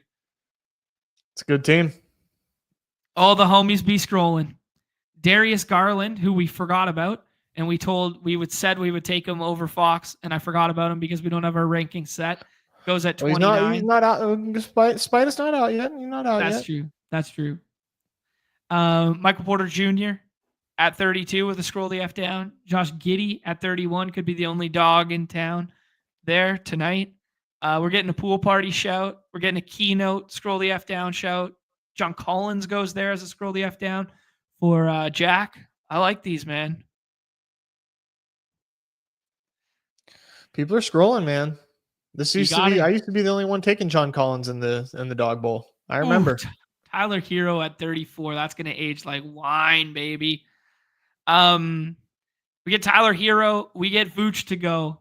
There's only 2 words here, Nez. We could take this big Malik Monk fall That's with hilarious. The last pick, or 2 words, Nez. Naz Reid. Naz Reid. What if Naz Reid plays 40 minutes tonight? Again. Let's get Naz Reid in this lineup. Let's go. Easy likes a scroll the F down. Naz Reid. Yeah, we're fans of the GOAT. We're aware. We are familiar with his game. Let's rip another Dawg Bowl. I had fun. Okay. Let me pop out for one quick second. You do you. Keep scrolling, baby. If you hear it from Fully Loaded scrolled in his big wins over the weekend. Okay, guys. I swear. Nobody runs better. We're going to make another Joker team on stream here. Going with Jaden McDaniels. Can't help myself. Fuck yeah. Way to go, Dom. That's a man with some conviction. A man with some takes. Unlike my cowardice self. Just clicking the chalk out here. Shout out to Chipsy, a.k.a. the Heat Check. A.k.a. the Chip Check. Hanging out. Nick's in here. The Wood has already qualified. That's right, Jacob. That's right. This guy's getting paid by Underdog. Ooh. Nez is in the overflow draft. That's so good. Wald, how'd the interview go, dude? Welcome back. All right. We're taking Joker at the 101 here. Dude in the projection lobbies is just almost even money for triple doubles these days. It is nuts. Actually, guys, anyone who is attending the Dawg Bowl or in the San Diego, Slam Diego area, there's been a little murmurings, a little talk about potentially playing some hoops while we're there. That was the Woods idea. He was throwing it out in the Discord there. So if you guys are not in the Discord, go sign up for the Deposit Kingdom Discord with Pete Overzet, and then find the BadgeBros channel. And a little talk going down. I'm not going to lie. I'm day to day on this knee right now, but I will be hooping. I will be hooping. SMH. I played hockey last night for the first time in, I guess, 3 or 4 nights, and just instantly I felt great for a period.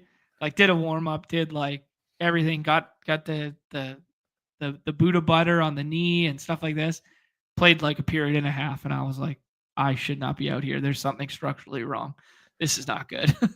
Yeah, no, you got to really give that thing some rest. Yeah, we'll see here. Jaren Jackson Jr. goes there. Nez, you cannot make me pass on Scotty Bullway here, aka Scotty Barnes, aka the face of Canadian Subway. Scotty Barnes has come on down on this team. I'll let you make the other pick, but I think I know who you're gonna pick. Now let's do someone else this time. No, why? Stick to your guns, dude. Because I don't want you to be You don't want me building to good Zion win? teams. Take Mark Williams. You don't want me to win? I'm not listening to you. I'm not listening to him. Nez is trying to incept me as he registers for his own drafts right now. We don't need you. We don't need you on building the nutted Zion teams. We don't need me building actually good teams. That is not my role. Little rumors coming down the pipeline right here. Hawks, Raptors potential engaged in Brandon Ingram trade talks. Interesting because Brandon Ingram does not play for either of those teams. So how are they engaged in trade? Just some rumors floating around there. Yeah. Man. And then while we were streaming too, Sham said that KD doesn't want to be a Warrior. If he wanted to be a Warrior, he would have just stayed being a Warrior, no? I guess so. He doesn't want to go back there. Interesting. It's very funny because everybody told me that he was a Warrior. Yeah. I know, Magikarp. I'm clowning around, dude. I'm clowning around. This is what I do out here.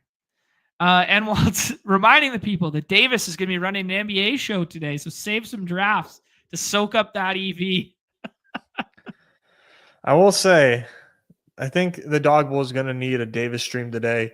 This fill rate seems much slower than Dawg Bowls of the past. So, why do you think that?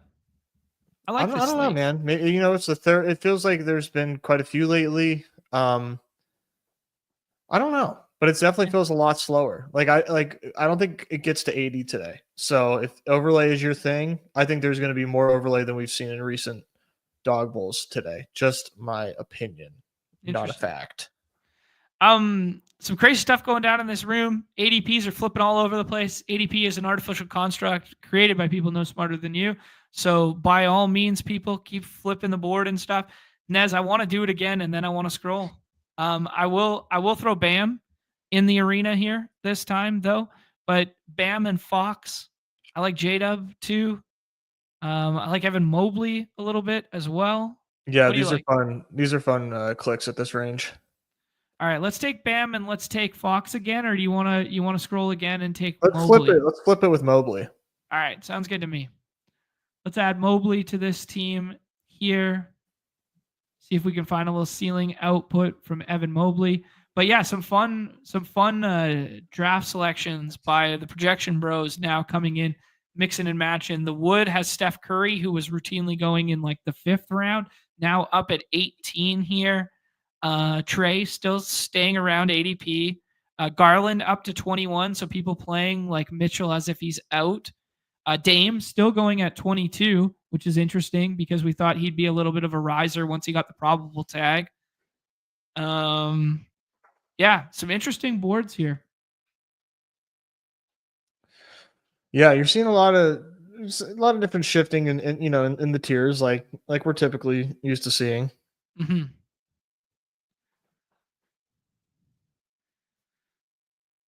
Yeah, I think this is fair. Like, because we did see, people are just talking about the payout structure and how it really hurts the bankroll if these things don't break right for you.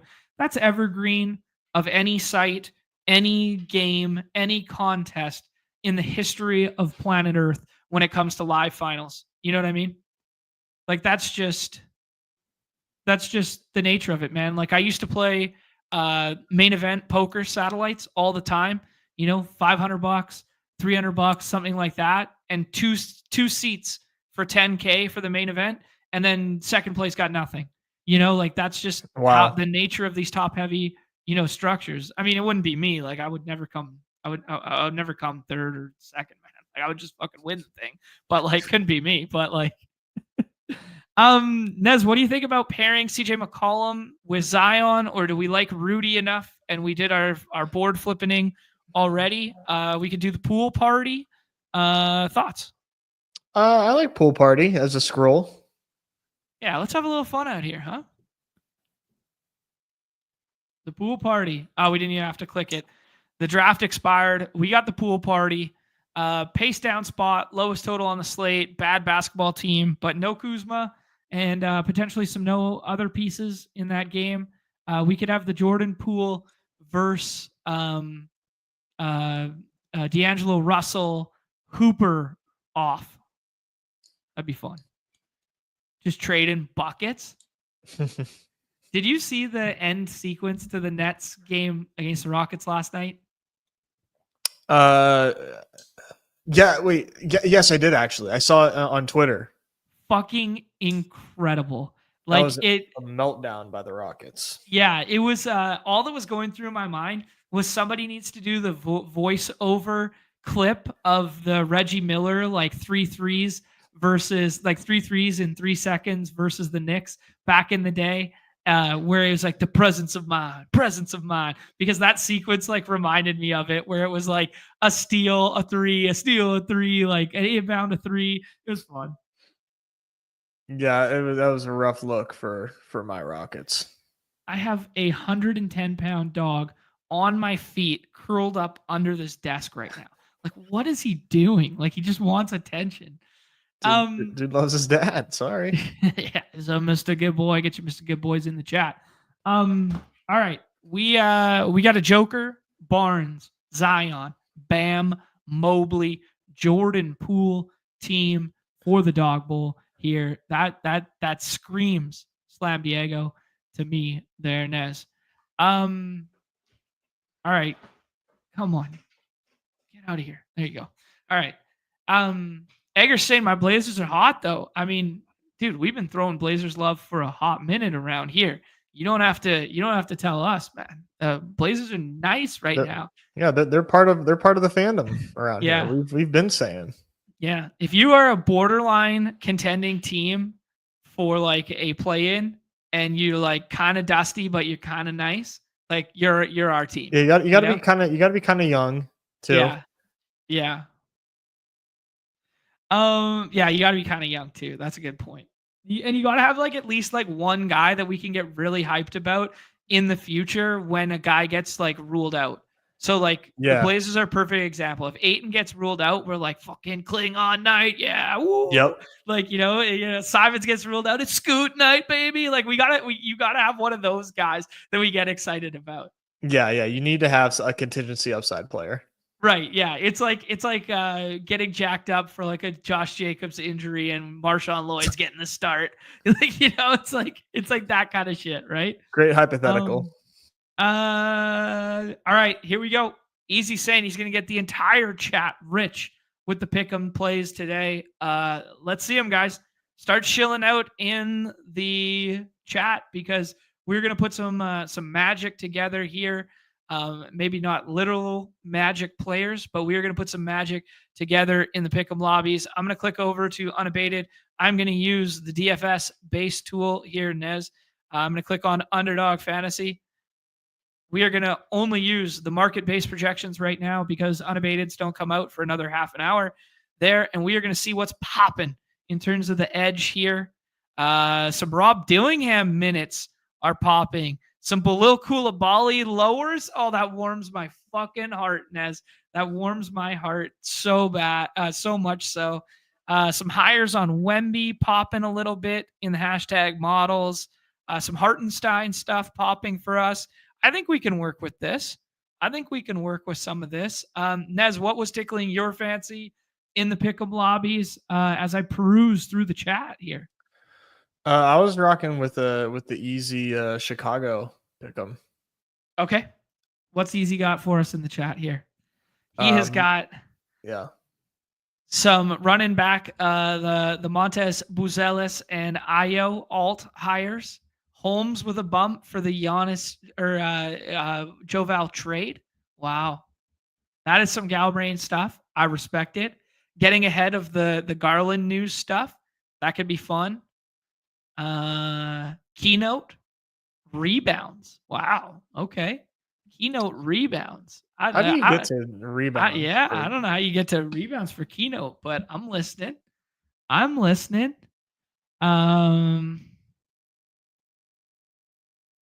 Played Booker lowers last night. It's come down by 3. Emwald getting ahead of the news there.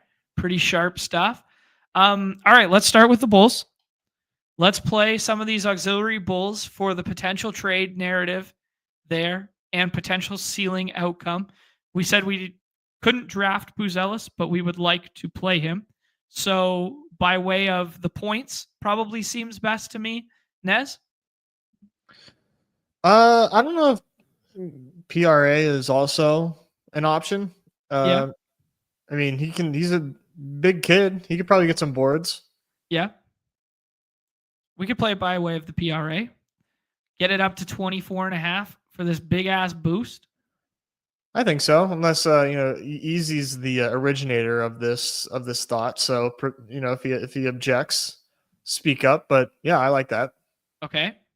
What about IO in this equation here? IO feels like the PRA type as well. Yeah, I like IO for 29.5. Get the little boosts on 2 of the Bulls pieces there, and then we go to the dusty old vet in Holmes. He's gone. Wow, easy, too sharp for the games. Too sharp for the games. So I guess we just need like a good one to mix in here. Oh, I do that every time. We just need one for the mojo, for the juju to mix in here, Nez. The market-based projections are telling me that the points plus assists on Bilal Koulibaly is too high. Points plus assists. Drop that lower in there. Don't tempt me with a good time. 54x on those 3 picks with the alternate slides. 1 BBM entry gets you 1,300 USD. Dropping that in the chat for the members. Edie, double stuff. Getting ahead on Nas Reed. Edie boards, sliding the boards. That's fun too. I could see Edie if they maybe get a little blowout run. I could jive with that. Yeah. Edie, I think Edie's seen a nice little uptick recently too. Yeah. If memory serves, let me confirm my priors. I don't think he's been closing yet, but in some of those competitive games, 25, 28 against Utah where you need the size, 25 against the Spurs where you need the size. Toronto might not need the size tonight. No Jakob Poeltl playing against Kelly O. Yeah. Chris Boucher, if he can play, backup 5 run. You might see some small ball Memphis lineups with like GG Jackson at the 5 for the second unit. You might see JJJ overlap second unit at the 5. Yeah, Edie stuff, not jumping off the page to me. That was not jumping off the page to me. What else you like? What did I have earlier today? Ooh, dude, my bad. Nez, as you look, our guy Chris jumps in the chat. Hometown narrative. Canadian kid going home. The product of Purdue going back to Toronto. This is a narrative I can get on board with. That's fun. That is fun. I didn't know that he was from Toronto. That was today I learned.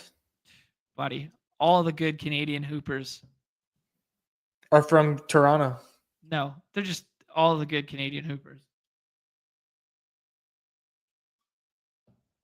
Dude, Canada's a force right now in the hoop streets.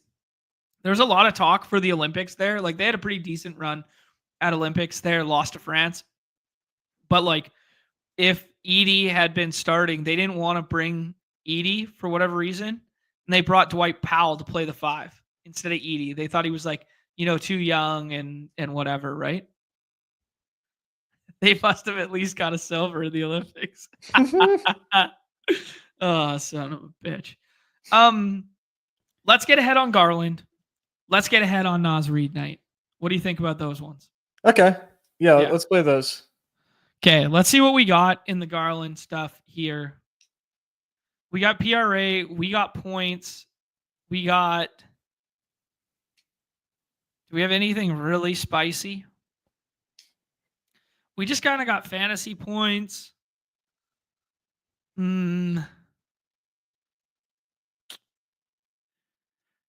Let's do a 5 all fantasy points one. All right. Actually, maybe it doesn't have to be thematic. Let's just do like 5 of like the play the best plays ones without like crazy sliders, Okay. Like this Garland one feels good. Naz Reid feels good. Just take the points. What do you like? Maybe there's fantasy points. There's fantasy points. Yeah, let's do fantasy points. Those feel good. 32 is pretty high for Naz Reid for fantasy points. Not gonna lie, that one's kind of surprising. No Randall against the Bulls.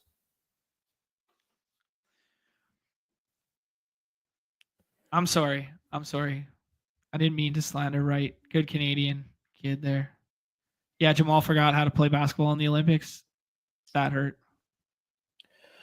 What about De'Aaron Fox? Do you like De'Aaron Fox? I'm seeing Bridges double. Yeah, I like Fox. That's narrative driven. Let's get ahead on Fox. Like this looks like, yeah, Fox shows out for his new team. He's that guy. He's got that dog. Fantasy points? I think so. That does seem kind of high. These fantasy points do seem a little high. Like the Garland one, 38 seems kind of high. Yeah, but if we don't think Spider's going to play, that could get up to 40. Yeah, it's true. I'm seeing a lot of love in the chat for Ricochet. Like everyone thinks Zachary is hooping now in that game. All right. And back to back, he's been 25 minutes. What's the PRA for Ricochet? Zachary. 17 and a half there. With a little bit of we might have to slide that to feel something. Get it to 19 and a half, you get a little boost. Let's see. Here you go, Nez. That seems fine. This is the bag. You ready? Donovan Mitchell sits tonight. Garland goes nuke. Naz Reid is just Naz Reid. Smash spot, draws back into the starting lineup without Randall and Dante. Okay? De'Aaron Fox shows out, shows off his bag. National TV? Question mark? I'm not familiar with the TV schedule. Let me see. I'm like kind of certain here. National TV. De'Aaron Fox, Spurs debut, national TV. Zach Edey, homecoming narrative without Jakob Poeltl. Ricochet shows why he deserved the draft capital while they're trying to trade everybody else on the roster. And he balls out again for the second game in a row. That's a bad omen. That gives us 666 point. That's a bad omen. We're getting 26 on this just to get that out of there. It's a bad omen. Naz Reid fantasy points. They're fucking scared. They're scared. They took away Naz Reid fantasy points. Of course they did. Numi is shaking in his boots right now. He is so shook that we got 900 viewers ready to slam the Naz Reid button. He was screaming at the Risk team all day that Naz Reid fantasy points was too low. He's like, Oaks, we watched him ball out the other night. We watched him ball out. He left with a finger injury that night. Never mind. They moved it up to 33 and a bit there. We're changing up the Nas Reed one. We're going points 19.5, and we're making Underdog pay for their mistakes there, and we're making it a 30xer right there. They gave us more money with that decision they just made. Shouldn't have done that. Shouldn't have done that. Shouldn't have done that. Bad move.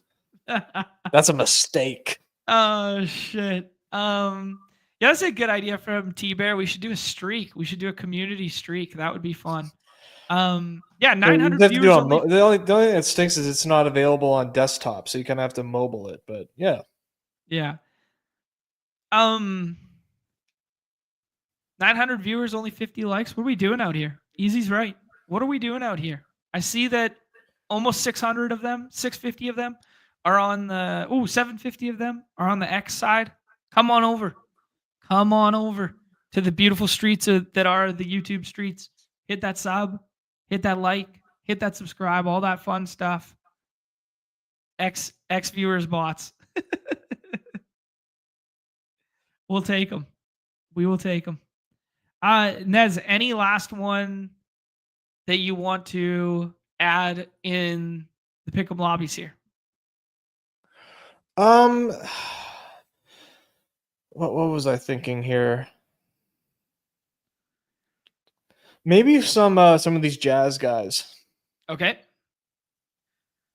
You like who we like on Utah this evening? I like John Collins a lot. Okay. Sell me this pen on John Collins here. You like PRA? He seems like a PRA guy. Also seems like a little bit of a rebounds guy. What do you like? Yeah, John Collins isn't necessarily looking for dimes. You could probably just do points and rebounds or fantasy points. Points and rebounds at 26.5. The PRA is 27.5. Yeah, you would hate to get hooked on that. You would. Yeah, we'll do the John Collins there. Do you want me to start throwing in some of the unabated market-based ones? Sure. They like a Wemby one. That's kind of fun for the people to sweat. Natty TV. Everybody likes to play Wemby hires. That's a good little sweat there. They like the points and assists at 28.5 there. The Bilal Coulibaly lowers on both the points and assists. We could add those in. And they like the Rob Dillingham, getting a little uptick in minutes from Rob Dillingham on the PRA. Interesting. I don't know. That's interesting. I know it's just the market. Yeah, it's just the market. It's not the unabated projections. They could come out with a different minute total. They said PRA for Rob? Correct, sir. Yeah, 8.8% edge on the higher there. They have it. The market has it at 15.2. Underdog has it at 13.5. Looking at the popcorn machine right now to check out the minute share for Rob Dillingham. His standard run is kind of like that 15-minute range in a competitive game environment there. Okay. Seems fun. Let's just put these 6 together, not put Bilal in it because I don't want to throw too much shade his way today. Just a nice little 6xer based on the market there, and we'll be sure to come back in about half an hour's time for Unabated and check out the projections and make another one from there. Yeah, those ones have been doing pretty well for us. So, yeah, make sure you check back for those ones. Absolutely. All right, Nez, let's tie a bow on that one. We got to get back in the lobbies. We got to get chasing this San Diego dream. I want to be in the live final. Guys, do us a favor. Hit that like, hit that subscribe, notification bell, all that fun stuff. Go check out the beautiful platform of Underdog Fantasy, the Black and Yellow Dog app. Go check out the beautiful platform that is, in fact, Unabated that we were using there for our pick'ems and for our walk around on the game breaks. We'll be back tomorrow behind the paywall. I think we have promised people that at the very least we will do a big board together, our first NFL big board of the offseason. Never too early, apparently, Nez, any parting words for the people? See you in the lobbies. Best of luck. Paywall tomorrow. Join up if you're not. There you go. Paywall show tomorrow, and then back at 2:30 p.m. Eastern on Friday for Off and On the Clock with the great Pete over Zed. This is that'll be our definitive Super Bowl LIX preview. We haven't done any Super Bowl content yet, so yeah, that'll be our big game preview. We'll be using the big tool over at Unabated for that one, free to the people. So did you sorry, just real quick, speaking of Super Bowl LIX, did you watch the Swolecast on Monday? Parts of it. I watched maybe like the first 20 minutes, and I still have to listen to the rest of it. Holy shit. That was generational like episode. Swolecast. Yeah. Oh my god, dude. Kitchen was fucking cracking me up.